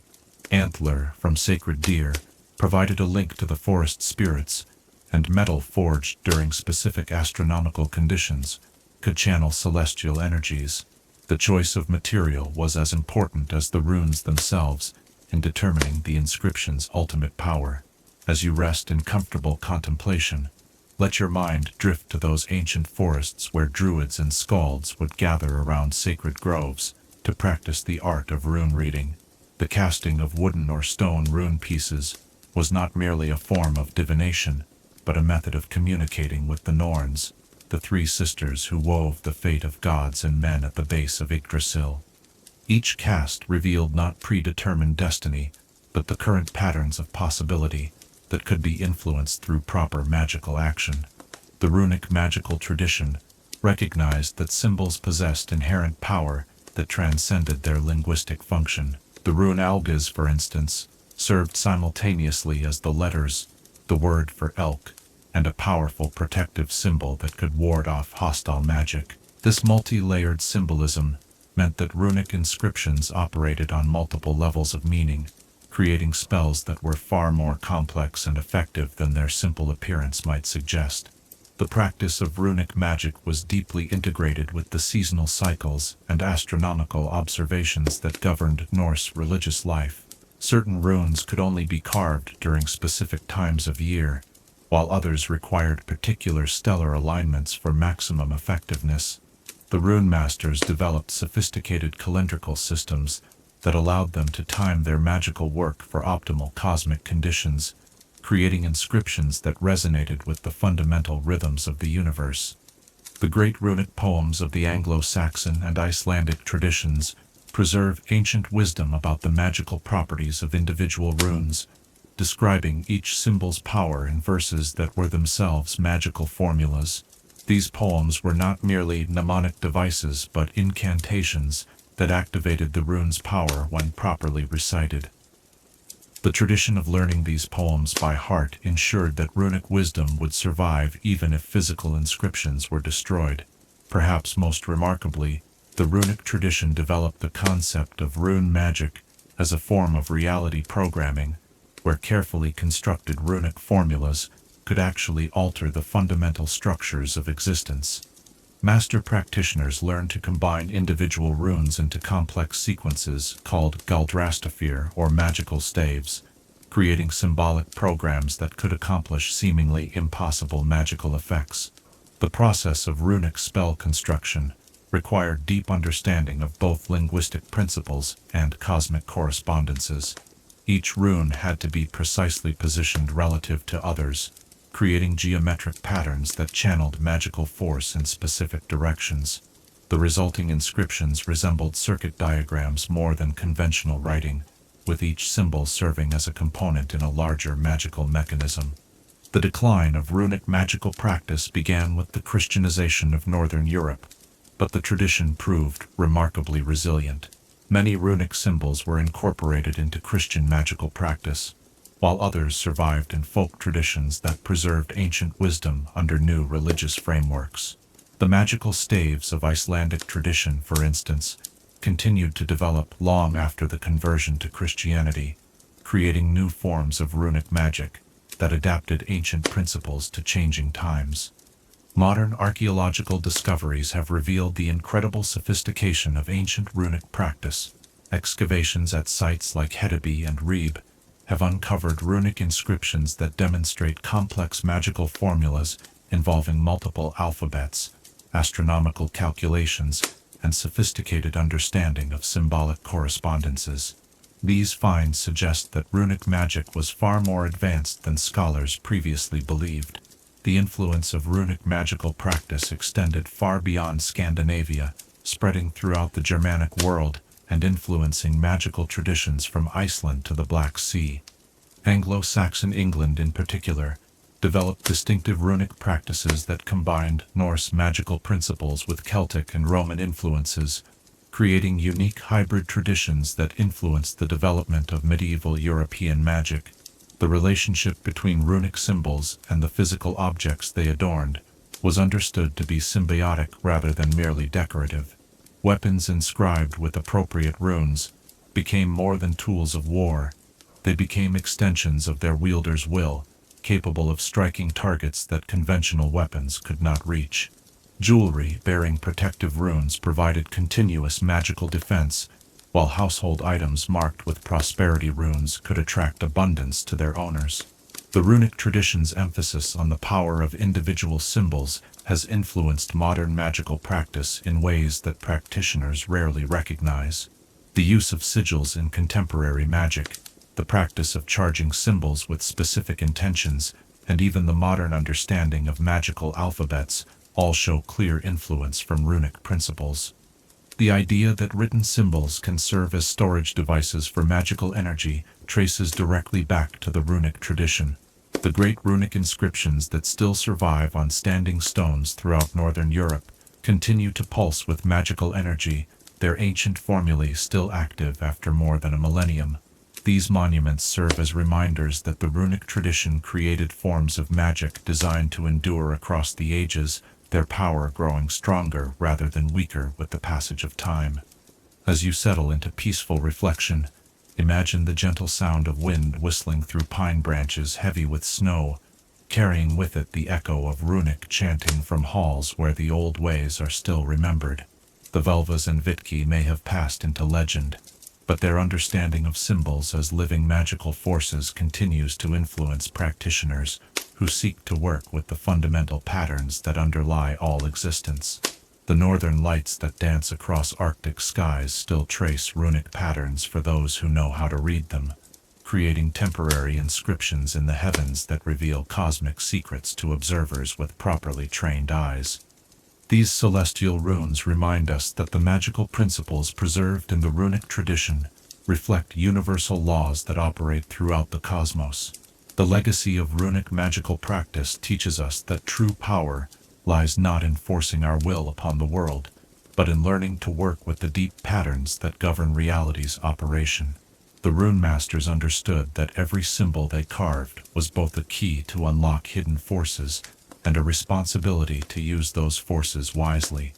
Darkness that surrounds your rest, you might sense the presence of those ancient symbols, runic patterns that continue to resonate through the collective magical consciousness, their angular forms encoding wisdom about the relationship between consciousness, symbol, and reality that remains as relevant today as it was 1,000 years ago. What runic symbol do you think might serve as your personal gateway to understanding the deeper patterns that shape your life? And how might learning to work with such ancient wisdom transform your approach to both magical practice and daily living? Chapter 8. The Secret Languages of Secret Societies. In candlelit chambers hidden beneath ancient buildings, where hooded figures gather in circles of whispered conversation and arcane symbols cast dancing shadows on stone walls, we discover one of history's most intriguing linguistic phenomena, the secret magical societies that flourished throughout the medieval and Renaissance periods, developed their own coded languages, creating systems of communication so sophisticated that they not only protected dangerous knowledge from persecution, but actually enhanced the magical power of the information they concealed. Picture yourself descending a narrow spiral staircase deep beneath a monastery in medieval Prague, where the Brotherhood of the Eternal Flame once held their clandestine meetings. The air grows thick with the scent of parchment and melted wax as you enter a chamber lined with books whose titles shift and change when viewed directly. Here, in these hidden sanctuaries, magical practitioners developed linguistic codes that served as both shield and sword, protecting their secrets while amplifying their power. The creation of secret magical languages arose from necessity as much as tradition, during periods when magical practice was condemned by religious or secular authorities. Practitioners needed ways to preserve and transmit their knowledge without risking discovery. But these linguistic innovators soon discovered that the act of encoding magical information in secret languages actually increased its potency, as if the effort required to decode the knowledge somehow prepared the mind to receive and utilize its power more effectively. The Order of the Golden Dawn, one of the most influential magical societies of the late medieval period, developed what they called the Enochian cipher, a complex system that combined elements of Hebrew mysticism, alchemical symbolism, and astronomical notation. This cipher was not merely a code, but a magical language in its own right, with its own grammar, syntax, and vocabulary, specifically designed to express concepts that ordinary language could not accommodate. Imagine the great libraries of these secret societies, where shelves stretch up into darkness filled with grimoires written in languages that exist nowhere else in the world. Each book represents years of collaborative effort by society members, their encoded texts creating a body of magical literature that grows more powerful with each reading. The very act of deciphering these texts becomes a form of magical initiation, gradually transforming the reader's consciousness as they penetrate deeper layers of hidden meaning. The development of secret magical languages followed patterns that would be familiar to modern cryptographers, but with the crucial difference that these codes were designed to be decoded only by individuals who had achieved specific levels of spiritual development. The linguistic keys were not merely intellectual puzzles but spiritual tests, requiring practitioners to demonstrate wisdom, dedication, and moral worthiness before the secrets would reveal themselves. As you rest in contemplative silence, let your mind drift to those midnight gatherings where society members would practice their secret speech, their voices weaving together in harmonies that seemed to open doorways between worlds. These linguistic rituals were not mere exercises in code speaking, but magical operations that created temporary communities of shared consciousness, allowing members to communicate not just information but actual spiritual experiences. The Brotherhood of the Sealed Manuscript developed perhaps the most sophisticated secret language of the Renaissance period, a system they called lingua hermetica, that incorporated elements from 17 different historical languages combined with mathematical principles derived from sacred geometry. This language was said to be so perfectly attuned to magical principles that speaking it properly could actually induce altered states of consciousness in both speaker and listener. The secret languages developed by magical societies served multiple purposes beyond simple concealment. They created bonds of shared identity among members, established hierarchies based on linguistic mastery, and provided frameworks for thinking about magical concepts that ordinary language could not express. The vocabulary of these languages often included hundreds of words for subtle distinctions in magical practice that other languages handled with single terms. The initiation rituals of these societies typically included linguistic components that were as important as any physical ceremony. New members would spend months learning basic vocabulary and pronunciation before being allowed to participate in group rituals. Advanced practitioners were expected to demonstrate fluency in increasingly complex linguistic forms, with the highest degrees of membership requiring the ability to create original compositions in the society's secret language. The Illuminated Order of the Silver Key developed a particularly innovative approach to secret language creation, incorporating what they called temporal encoding, linguistic structures that changed meaning based on the time of day, season, or astronomical conditions when they were spoken. This dynamic language system meant that the same phrase could convey entirely different magical instructions depending on when it was uttered, creating a form of communication so sophisticated that it approached the level of artificial intelligence. Perhaps most remarkably, some societies developed languages that were designed to be spoken by multiple people simultaneously, creating harmonic patterns that could only be achieved through group participation. These choral languages required perfect coordination among speakers, fostering the kind of unified consciousness that made group magical operations possible on an unprecedented scale. The preservation of these secret languages often required extraordinary measures. The Circle of the Eternal Codex developed a tradition of living libraries, individual members who committed entire secret languages to memory and passed them down through chains of oral transmission that spanned generations. These human repositories of linguistic knowledge were among the most valued members of their societies, treated with reverence approaching worship. The decline of secret magical societies during the early modern period led to the loss of many unique linguistic traditions, but fragments survived in unexpected places. Masonic ritual language, the terminology used in various mystical traditions, and even some academic disciplines show clear influence from these ancient secret tongues. The concept of technical vocabularies that serve as barriers to outsiders while facilitating communication among initiates traces directly back to these magical linguistic traditions. Modern reconstructive efforts have attempted to revive some of these lost languages, but scholars face the challenge that the linguistic codes were typically embedded within larger systems of magical practice and belief. Without the spiritual context that gave these languages their meaning, they become mere intellectual curiosities rather than living tools for magical work. The influence of secret society languages on the development of magical practice cannot be overstated. They established the principle that magical knowledge should be protected not through physical concealment, but through linguistic sophistication that required genuine understanding to penetrate. This approach created educational systems that ensured magical knowledge would only be transmitted to those capable of using it responsibly. The great cipher wheels and linguistic keys developed by these societies represent some of the most sophisticated encryption systems created before the modern era. These devices were not merely practical tools, but magical instruments in their own right, often incorporating astrological calculations and sacred geometry in their design. The act of encoding or decoding a message became a form of magical operation that enhanced the power of the information being transmitted. The secret languages also served as vehicles for preserving magical knowledge during periods of persecution. When libraries were burned and practitioners imprisoned, the linguistic traditions allowed crucial information to survive in the memories of society members, ready to be reconstructed when conditions became favorable again.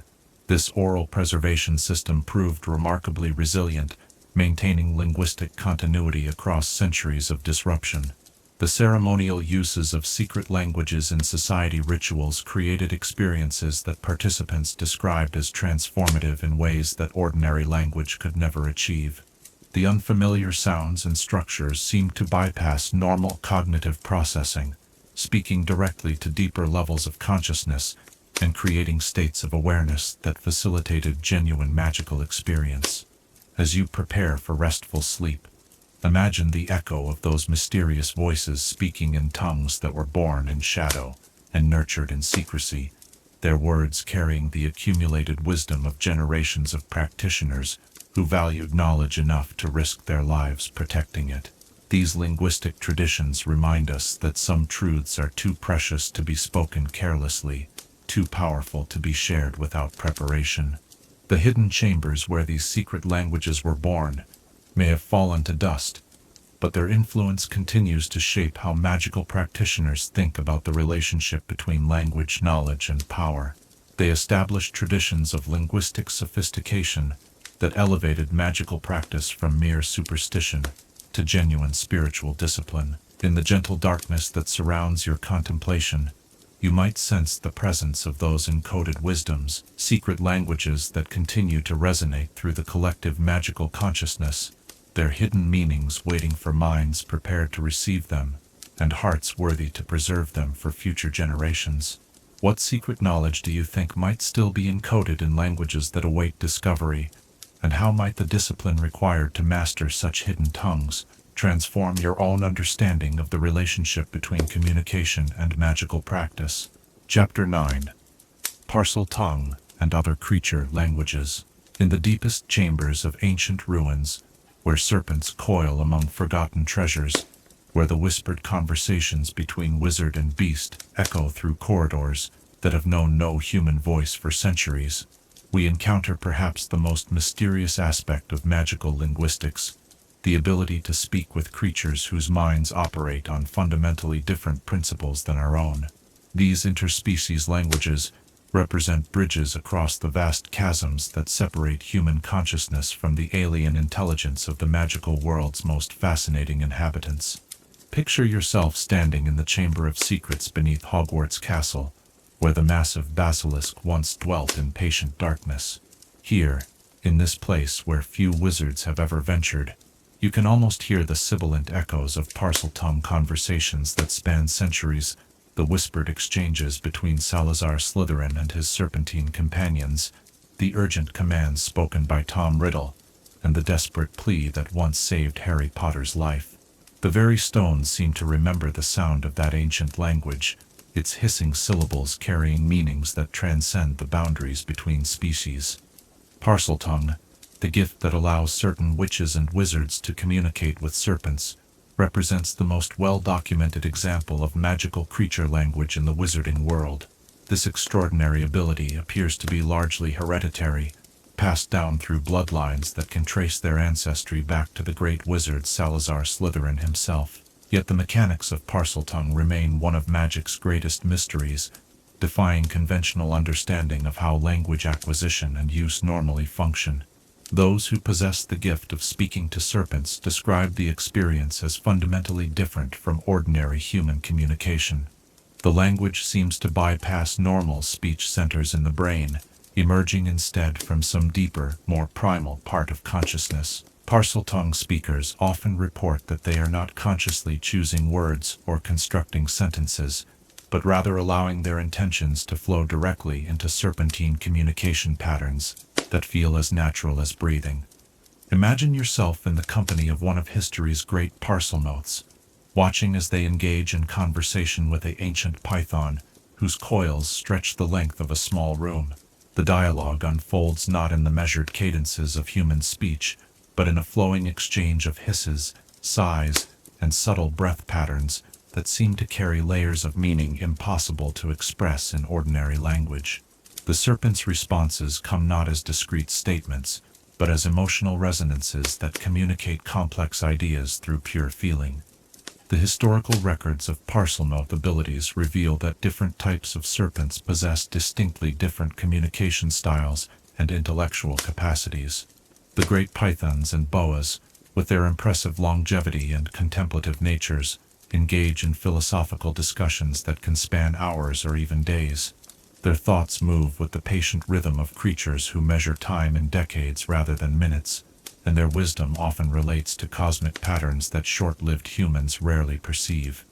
As you rest in comfortable contemplation, let your mind drift to those legendary encounters between parselmouths and the great magical serpents of distant lands.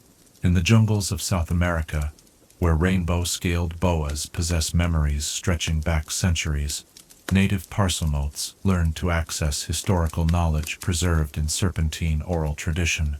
These snakes served as living libraries, their memories containing detailed accounts of civilizations that left no written records. Venomous serpents, particularly the various species of magical vipers and adders, communicate in what parselmouth scholars describe as urgency language. Rapid, intense exchanges that reflect their predatory nature and heightened awareness of immediate threats and opportunities. Conversations with these creatures tend to be brief but extraordinarily vivid, their communication style optimized for conveying critical information with maximum efficiency. The relationship between Parseltongue and dark magic has created unfortunate misconceptions about this remarkable gift. While it is true that several notorious dark wizards, including Voldemort himself, possessed parselmouth abilities, the language itself is no more inherently evil than any other form of communication. The serpents speak of many things: ancient wisdom, natural cycles, healing knowledge, and protective strategies that have nothing to do with dark magical practice. The magical world's understanding of creature languages extends far beyond Parseltongue, encompassing a vast array of interspecies communication systems that most wizards never encounter. The deep, resonant calls that giants use to communicate across mountain valleys carry meanings that can only be properly understood by those who share their geological sense of time. These conversations, conducted in voices that sound like landslides and avalanches, discuss matters of such long-term scope that human concerns seem ephemeral by comparison. The aquatic magical creatures have developed perhaps the most sophisticated non-human languages in the magical world. Merpeople possess a complex linguistic system that combines vocal elements with gesture, posture, and even bioluminescent patterns that create three-dimensional meaning structures impossible to replicate outside their underwater environment. Their historical records, preserved in song cycles that can take days to perform in their entirety, contain knowledge of oceanic magical phenomena unknown to land-dwelling wizards. The aerial languages of magical flying creatures present their own unique challenges for human understanding. Dragons communicate through a combination of roars, flame patterns, and electromagnetic fields that their horned skulls can both generate and detect. These conversations often take place at altitudes and across distances that make human observation impossible, creating a rich tradition of draconic knowledge that remains largely inaccessible to earthbound researchers. Perhaps most intriguingly, the centaurs have developed a form of interspecies communication that bridges the gap between human and equine consciousness. Their language incorporates elements of both human speech and horse body language, creating a hybrid communication system that reflects their dual nature. Centaur conversations often involve long periods of apparent silence, punctuated by brief exchanges that convey complex philosophical concepts through subtle combinations of word and gesture. The forest spirits and tree shepherds communicate through methods that challenge conventional definitions of language altogether. Their exchanges take place over time frames measured in seasons rather than moments, with meaning conveyed through patterns of growth, the timing of leaf emergence, and subtle chemical signals released through root networks. Druids who have learned to participate in these conversations describe them as profoundly meditative experiences that reshape their understanding of consciousness itself. The study of magical creature languages has revealed fascinating insights into the nature of intelligence itself. Each species appears to have developed communication systems perfectly adapted to their physical form, environmental needs, and cognitive structure. The rapid chittering of pixies conveys information with the speed and efficiency required by creatures whose thoughts move at accelerated rates, while the deep, slow calls of trolls reflect the methodical mental processes of beings whose intelligence operates on geological timescales. Modern magical researchers have made significant progress in developing translation methods for various creature languages, though perfect communication remains elusive. The use of specialized magical instruments, consciousness-altering potions, and meditative practices has enabled limited contact with species that were previously completely inaccessible to human understanding. These breakthroughs have opened new fields of magical research that promise to revolutionize our understanding of intelligence and consciousness. The ethical implications of interspecies communication have become increasingly important as our ability to understand creature languages has improved. The realization that many magical creatures possess sophisticated cultures, historical traditions, and philosophical systems has forced the magical community to reconsider long-held assumptions about the rights and status of non-human magical beings. The Department for Regulation and Control of Magical Creatures has established new protocols for interacting with species that have been confirmed to possess complex languages. These guidelines recognize that communication creates responsibility, and that wizards who develop the ability to speak with magical creatures must respect the dignity and autonomy of beings they can now understand as true individuals rather than mere animals. As you settle into peaceful reflection, imagine the vast chorus of voices that fills the magical world, serpents hissing ancient secrets in forgotten chambers, giants calling across mountain peaks, merpeople singing their eternal histories in the ocean depths. The symphony of interspecies communication reminds us that consciousness takes many forms, each with its own unique perspective on the mysteries of existence. The legacy of creature languages teaches us that true communication transcends the boundaries of species, form, and even the conventional understanding of intelligence itself. The wizards who have learned to speak with magical creatures report that these conversations inevitably change their fundamental understanding of what it means to be conscious, intelligent, and alive. In the gentle darkness that surrounds your rest, you might sense the presence of those ancient voices, creature languages that continue to echo through the magical world, carrying wisdom and perspectives that could transform human understanding if we only had the patience and humility to listen properly.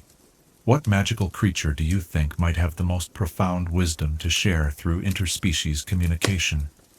And how might learning their language transform your understanding of consciousness, intelligence, and the true nature of magical existence? Chapter 10. The Evolution of Modern Magical Vocabulary. In the bustling halls of contemporary magical institutions, where ancient spellcasting traditions meet the innovations of modern magical research, where students from every corner of the world gather to master arts, both timeless and revolutionary, we witness the living evolution of magical language itself. The vocabulary that flows through today's wizarding world represents centuries of linguistic development, cultural exchange, and the constant adaptation of ancient wisdom to meet the challenges of an ever-changing magical landscape. Picture yourself walking through the corridors of a modern magical university, perhaps the International Institute of Advanced Magical Studies in Geneva, where the air shimmers with the energy of a dozen different magical traditions being practiced simultaneously. Here, you can hear fragments of spells in languages both familiar and exotic, Latin incantations refined by medieval scholars, Sanskrit mantras adapted for Western practice, and entirely new magical vocabularies created to describe phenomena that ancient practitioners never encountered. The transformation of magical vocabulary over the past 5 centuries reflects the broader changes that have swept through the wizarding world. The age of exploration brought European wizards into contact with magical traditions from Africa, Asia, and the Americas, leading to an unprecedented exchange of magical knowledge and terminology. Words that had been confined to specific regions suddenly found themselves adopted into the international magical lexicon, their meanings often shifting in the process of cultural transmission. The establishment of the International Confederation of Wizards in the 17th century marked a crucial turning point in the development of standardized magical vocabulary.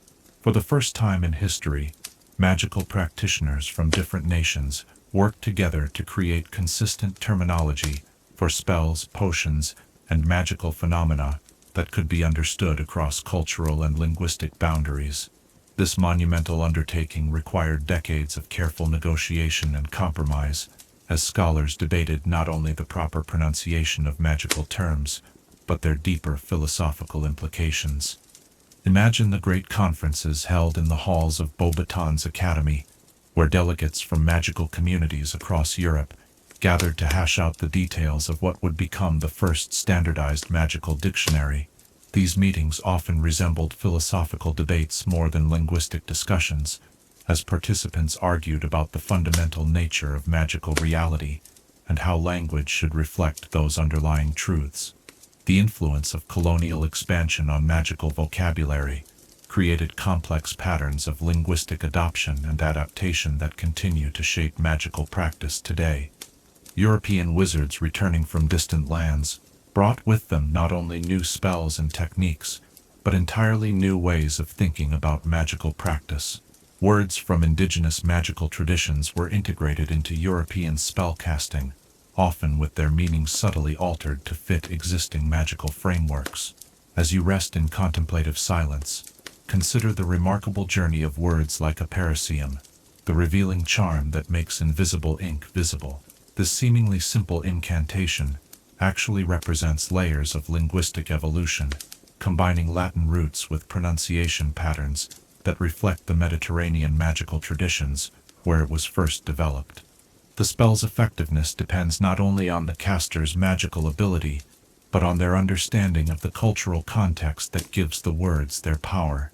The Industrial Revolution of the 18th and 19th centuries forced the magical world to develop entirely new vocabularies for describing the interaction between magic and technology.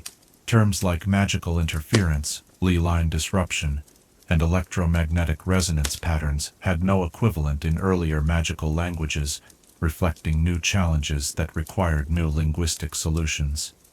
This period saw the birth of what scholars call techno-magical vocabulary, a specialized language that bridged the gap between ancient magical wisdom and modern technological understanding. The establishment of formal magical education systems throughout the world led to the standardization of magical terminology in ways that previous generations could never have imagined. Schools like Hogwarts, Beauxbatons, and Durmstrang developed curricula that required consistent vocabulary across different subjects and year levels. This educational standardization gradually spread throughout the magical community, as graduates entered various magical professions and carried their school-taught terminology with them. The development of magical mass communication, from the Daily Prophet to the Wizarding Wireless Network, accelerated the spread of new magical vocabulary throughout Wizarding society. Terms that might previously have remained confined to academic circles or specific professional communities suddenly found themselves in common use among ordinary witches and wizards. This democratization of magical language had profound effects on how magical concepts were understood and discussed in popular culture. Perhaps most significantly, the 20th century saw the emergence of what linguists call defensive vocabulary. New terms developed to describe magical concepts that needed to be hidden from or explained to the non-magical world. The International Statute of Secrecy required magical communities to develop sophisticated linguistic strategies for discussing magical topics without revealing their true nature to Muggle observers. The globalization of the magical world in recent decades has created unprecedented opportunities for linguistic exchange and innovation. Modern magical practitioners routinely encounter spells and techniques from traditions that were completely isolated from each other just a century ago. This cross-cultural pollination has led to the development of hybrid magical practices that require equally hybrid vocabularies to describe them properly. The rise of magical specialization has also driven vocabulary development in highly specific directions. Curse breakers working for Gringotts Bank have developed an extensive technical vocabulary for describing different types of magical protections and the methods used to bypass them. Magizoologists studying newly discovered magical creatures require precise terminology to communicate their observations to the international research community. Magical healers working with both traditional and innovative treatments need vocabulary that can bridge ancient healing wisdom with modern magical medicine. The influence of regional magical traditions on contemporary vocabulary can be seen in the adoption of terms from previously marginalized magical communities. The magical practices of indigenous peoples, which were often dismissed or suppressed by dominant magical cultures, have gained new respect and recognition. This has led to the incorporation of vocabulary from these traditions into mainstream magical education and practice, enriching the overall magical lexicon. The development of new magical fields has required the creation of entirely new vocabularies to describe previously unknown phenomena. The study of magical genetics, for instance, has produced terms like magical inheritance patterns, spellcasting genome markers, and hereditary magic expression that would have been meaningless to earlier generations of magical practitioners. Similarly, the emerging field of magical psychology has developed sophisticated terminology for describing the mental and emotional aspects of magical practice. Modern magical vocabulary also reflects changing social attitudes within the wizarding world. Terms that were once considered acceptable have been recognized as offensive or inaccurate, leading to the development of more respectful language for discussing magical creatures, different magical traditions, and practitioners from various backgrounds. This linguistic evolution reflects broader changes in magical society's understanding of equality, diversity, and inclusion. The integration of Muggle-born witches and wizards into magical society has brought new perspectives and vocabularies that have enriched magical language in unexpected ways. These practitioners often bring fresh ways of thinking about magical phenomena, leading to new terminology that reflects both magical and non-magical educational backgrounds. Their contributions have been particularly valuable in fields where magical and scientific approaches overlap. The standardization efforts of the International Confederation of Wizards continue to evolve, with regular conferences dedicated to updating magical terminology to reflect new discoveries and changing practices. These gatherings bring together linguistic experts, magical practitioners, and cultural representatives to ensure that magical vocabulary remains both accurate and respectful of diverse magical traditions. As you prepare for restful sleep, imagine the countless conversations taking place at this very moment in magical communities around the world, where practitioners are using words and terms that represent centuries of linguistic evolution. From the ancient incantations still taught in traditional magical schools to the cutting-edge terminology being developed in magical research laboratories, the vocabulary of magic continues to grow and adapt. The digital age has brought new challenges and opportunities for magical vocabulary development.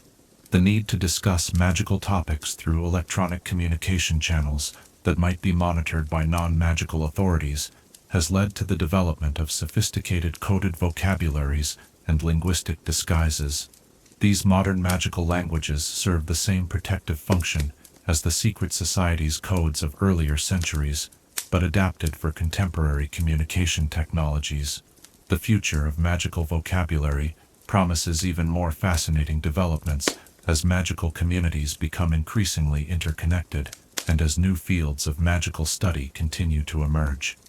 The next generation of magical practitioners will inherit a linguistic legacy that spans cultures, centuries, and continents, while also creating new words and concepts that will carry magical knowledge into futures we can barely imagine.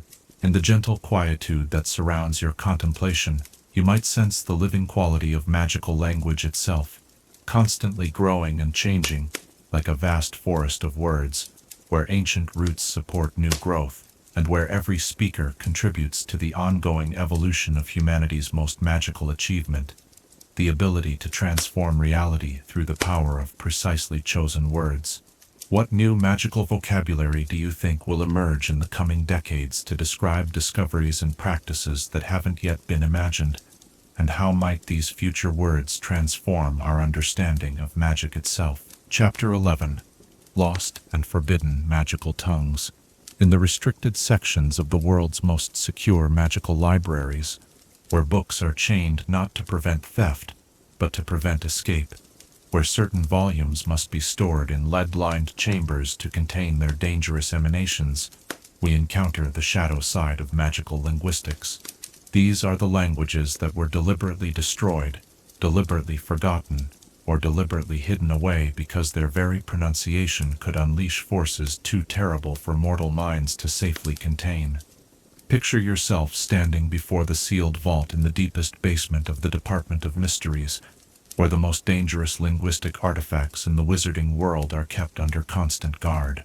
The walls themselves are inscribed with protective runes in 17 different languages, each one designed to prevent the escape of words that should never again be spoken. Here, behind barriers of enchanted glass and temporal distortion fields, rest the last fragments of tongues that once commanded powers beyond human comprehension. The most notorious of these forbidden languages is the black speech of Herpo the Foul, the ancient Greek dark wizard who created the first Horcrux and pioneered many of the darkest magical arts. His linguistic innovations went far beyond mere spells, creating an entire vocabulary specifically designed to facilitate communication with entities from beyond the normal boundaries of magical reality. The few scholars who have studied fragments of this language report that even reading the words silently can induce nightmares, paranoia, and an overwhelming sense of existential dread. The destruction of dangerous magical languages has been a recurring theme throughout magical history, as authorities in various cultures recognized that some knowledge was simply too perilous to preserve. The Great Library of Alexandria's magical section was deliberately burned not by conquering armies but by the librarians themselves, who realized that certain texts contained linguistic formulas that could unravel the fundamental structures of reality if spoken by someone with sufficient magical power. Imagine the solemn ceremonies where magical authorities would gather to witness the ritual destruction of forbidden texts, their ancient words being consumed by flames that burned with colors unknown to ordinary fire. These book-burning rituals were not acts of ignorance but of desperate necessity, as communities struggled to protect themselves from linguistic weapons that had already claimed countless lives through accidental or malicious activation. The unspeakable dialect of the death cult of Thessaly represents perhaps the most thoroughly eradicated magical language in recorded history. This necromantic tongue was specifically developed to facilitate communication with the dead, but its practitioners soon discovered that the language served as a two-way channel, allowing deceased entities to influence and possess living speakers. The entire cult was destroyed in a coordinated action by magical authorities from across the Mediterranean, and every trace of their linguistic system was methodically eliminated. As you rest in comfortable contemplation, consider the extraordinary measures that have been taken throughout history to prevent certain words from being spoken. The Order of Silence, a monastic organization founded in medieval Ireland, took vows never to speak aloud after their founder accidentally discovered a phrase that could summon entities from what he described as the spaces between spaces. These monks developed an elaborate sign language for their daily needs, but they took their dangerous linguistic knowledge to their graves rather than risk its accidental transmission. The phenomenon of linguistic contagion has been documented in cases where dangerous magical languages were improperly contained. During the Renaissance, a scholar in Prague accidentally spoke aloud a phrase from the Codex Mortis while translating what he believed to be a harmless historical text. Within days, everyone who had heard him speak the words began experiencing shared nightmares featuring the same horrifying imagery. The incident was only contained when the affected individuals were placed under a collective memory charm, erasing not only the dangerous words, but several weeks of their lives. The Lost Tongue of Mu, the legendary Pacific continent that supposedly sank beneath the waves millennia before Atlantis, presents a different type of linguistic danger. Archaeological expeditions to underwater ruins have recovered stone tablets bearing inscriptions in this ancient language, but attempts to pronounce the words have resulted in what researchers describe as temporal displacement episodes. Scholars who work with these texts report experiencing vivid memories of events that occurred thousands of years before their birth, leading to psychological instability and, in several cases, complete dissociation from present reality. Perhaps most disturbing are the reports of languages that appear to create themselves, spontaneously generating new vocabulary and grammatical structures without human intervention. The Whispering Manuscript, discovered in a sealed chamber beneath Prague Castle, contains text that continues to write itself in a language that seems to evolve and adapt in real time. The words appear to respond to the reader's thoughts and fears, crafting personalized linguistic formulas designed to exploit individual psychological vulnerabilities. The ethical implications of preserving dangerous linguistic knowledge have created ongoing debates within the magical academic community. Some scholars argue that completely destroying these languages represents an irreparable loss of magical knowledge, while others contend that certain discoveries are simply too dangerous to preserve under any circumstances. This tension has led to the development of sophisticated containment protocols that attempt to preserve the intellectual content of forbidden languages while preventing their active use. The Archive of Unspoken Words, a secret facility maintained jointly by several international magical organizations, represents the most advanced attempt to safely preserve dangerous linguistic knowledge. Here, forbidden words and phrases are stored not as written text, but as magical essence, contained within specially prepared crystals that can be studied by qualified researchers without the risk of accidental vocalization.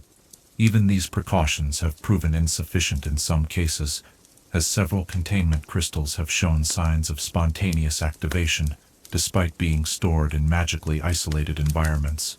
The psychological effects of working with forbidden languages have led to the development of specialized mental health services for linguistic researchers. The phenomena known as word poisoning can manifest as compulsive speaking of dangerous syllables, sudden fluency in languages the speaker has never studied, or the involuntary creation of new linguistic formulas with unpredictable magical effects. Treatment typically involves extensive memory modification combined with therapeutic practices designed to rebuild the patient's relationship with language itself. Modern magical law enforcement has developed sophisticated techniques for detecting and neutralizing dangerous linguistic artifacts before they can cause widespread harm.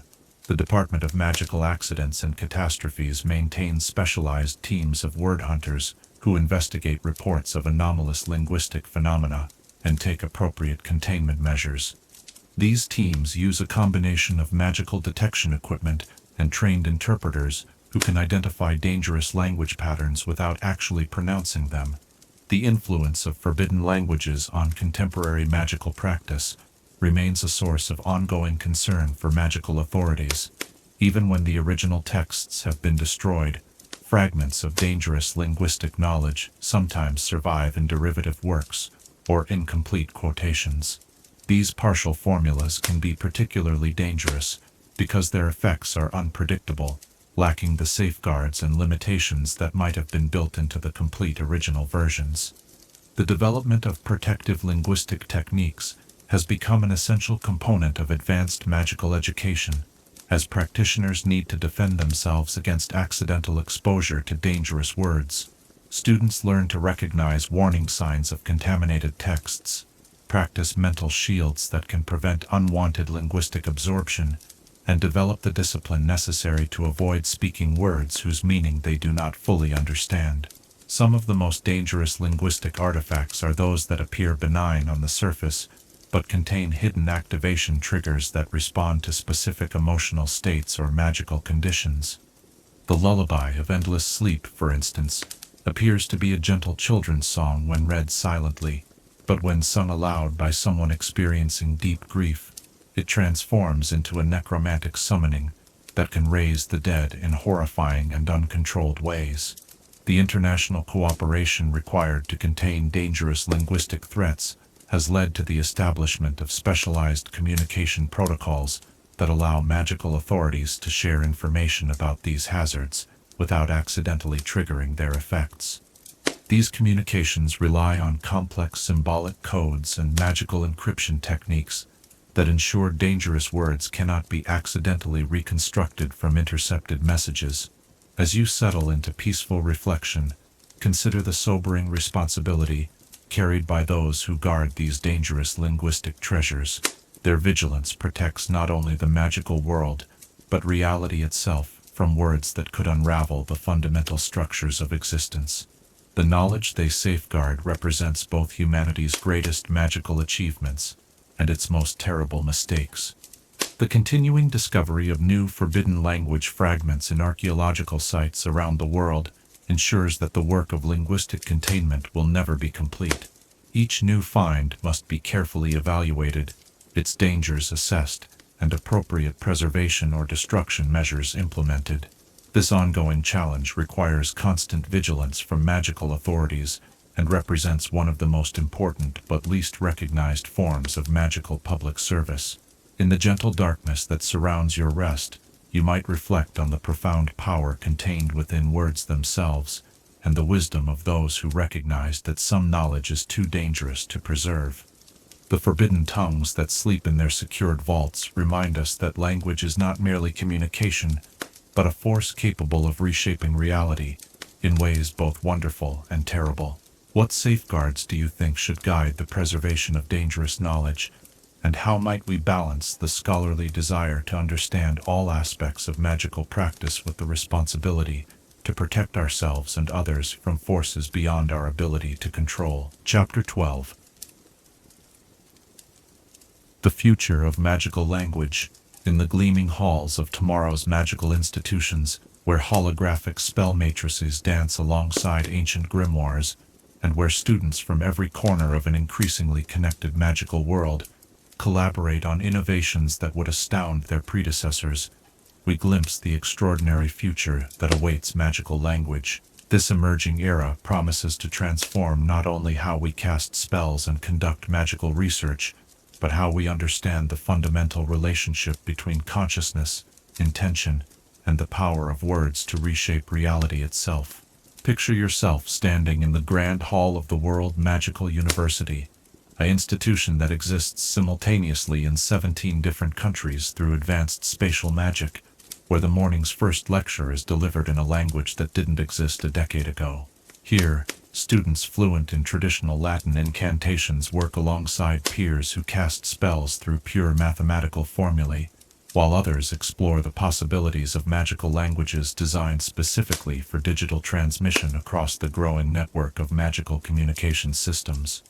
The most revolutionary development in contemporary magical linguistics is the emergence of what researchers call adaptive languages, magical vocabularies that evolve in real time to meet the specific needs of individual practitioners.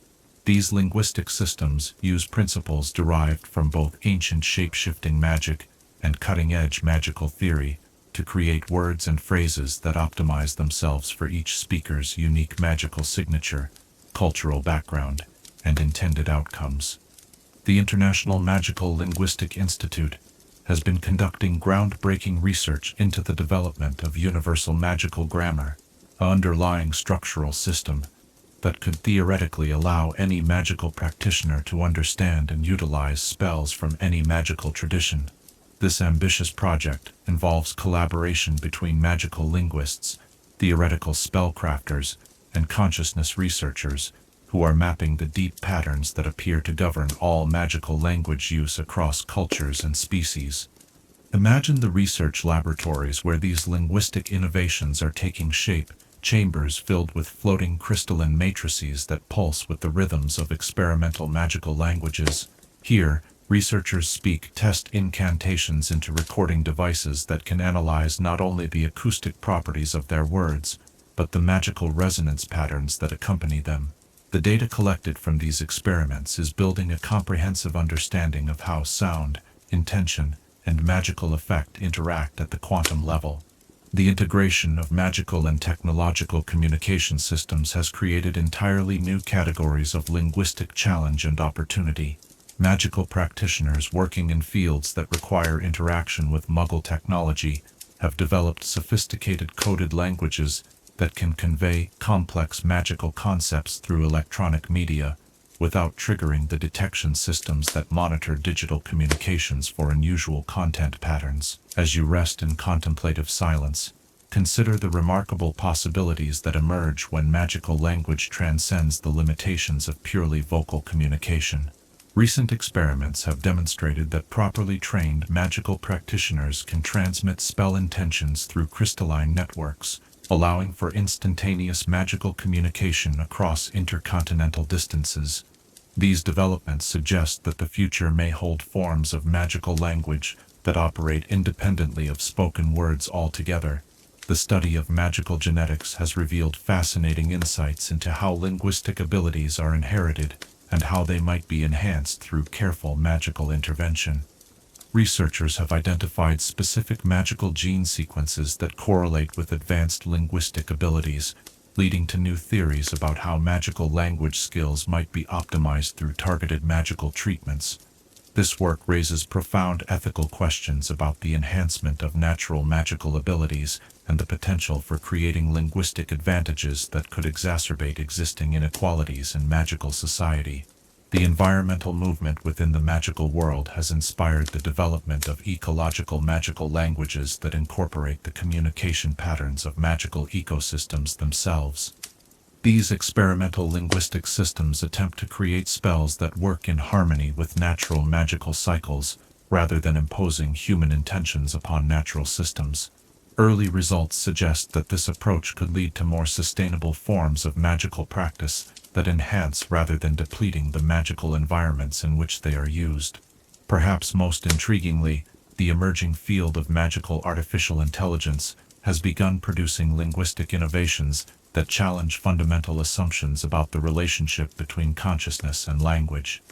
Experimental magical constructs have demonstrated the ability to create entirely novel magical vocabularies that achieve effects no human practitioner has ever attempted. These artificial linguistic systems appear to operate according to logical principles that humans can understand intellectually but cannot replicate through conventional magical training. The globalization of magical education has accelerated the development of simplified magical languages designed specifically for international communication and collaboration. These streamlined linguistic systems sacrifice some of the poetic beauty and cultural richness of traditional magical languages in favor of precision, efficiency, and universal accessibility. While purists argue that this represents a dangerous oversimplification of magical practice, advocates contend that these new languages are essential tools for addressing global magical challenges that require unprecedented levels of international cooperation. The influence of space exploration on magical language development has created fascinating new challenges and opportunities. Magical practitioners working on lunar research stations and Mars colonies have discovered that traditional Earth-based magical languages require significant modification to function properly in extraterrestrial environments.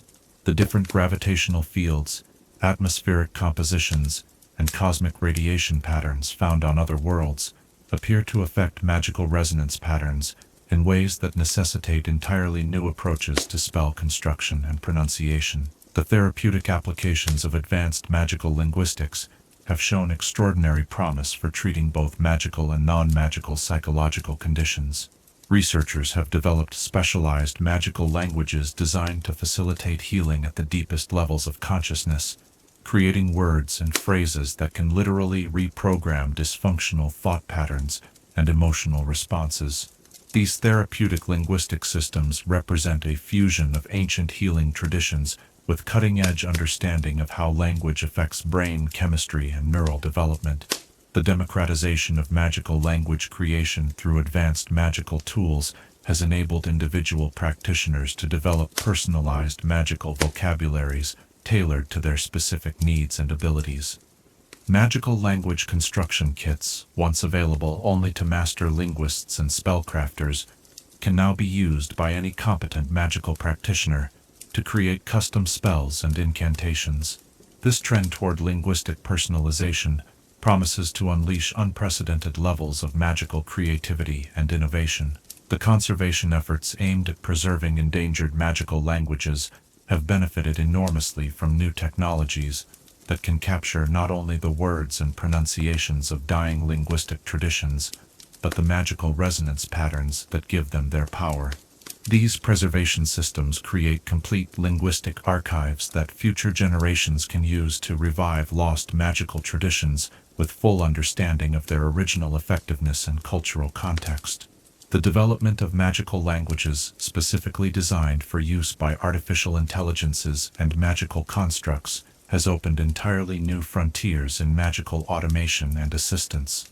These specialized linguistic systems allow magical AI to perform complex magical operations with unprecedented precision and reliability, creating possibilities for magical automation that could revolutionize everything from potion brewing to magical transportation systems. The ongoing research into temporal magical linguistics has revealed that language itself may play a crucial role in how magical practitioners experience and manipulate time. Experimental evidence suggests that certain linguistic structures can actually alter the speaker's temporal perception, creating opportunities for magical practice that operates across multiple time streams simultaneously. This research has profound implications for understanding the nature of prophecy, time travel, and the magical manipulation of causality itself. As you prepare for restful sleep, imagine the countless innovations still waiting to be discovered in the vast landscape of magical linguistic possibility.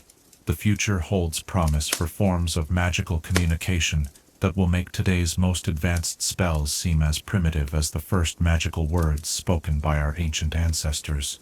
Yet at its heart, magical language will always remain what it has always been, humanity's most profound tool for transforming intention into reality through the power of carefully chosen words. The next generation of magical practitioners will inherit a linguistic legacy enriched by global collaboration, technological innovation, and unprecedented understanding of consciousness itself. They will speak words that have never been spoken, cast spells that transcend the boundaries between species and worlds, and participate in forms of magical communication that bridge not only cultural differences, but the fundamental barriers between different forms of consciousness. The future of Magica. Lao language promises to be as limitless as human imagination itself, bounded only by our commitment to using these powerful tools wisely, and our recognition that every word we speak carries within it the potential to create wonders beyond our current comprehension. In this future, the ancient dream of perfect communication between all conscious beings may finally become reality, creating a truly universal language that unites rather than divides, that heals rather than harms, and that elevates all participants. toward higher levels of understanding and compassion. In the gentle quietude that concludes our journey through the history and future of magical language, you might sense the presence of all those voices that have contributed to this grand linguistic tradition, from the first human who ever spoke a word of power, to the future speakers who will carry magical language into realms we cannot yet imagine, their words bridging the eternal conversation between human aspiration and cosmic possibility. What role do you envision yourself playing in the continuing evolution of magical language, and how might your own words contribute to the grand symphony of voices that will carry magical wisdom into the infinite possibilities of tomorrow?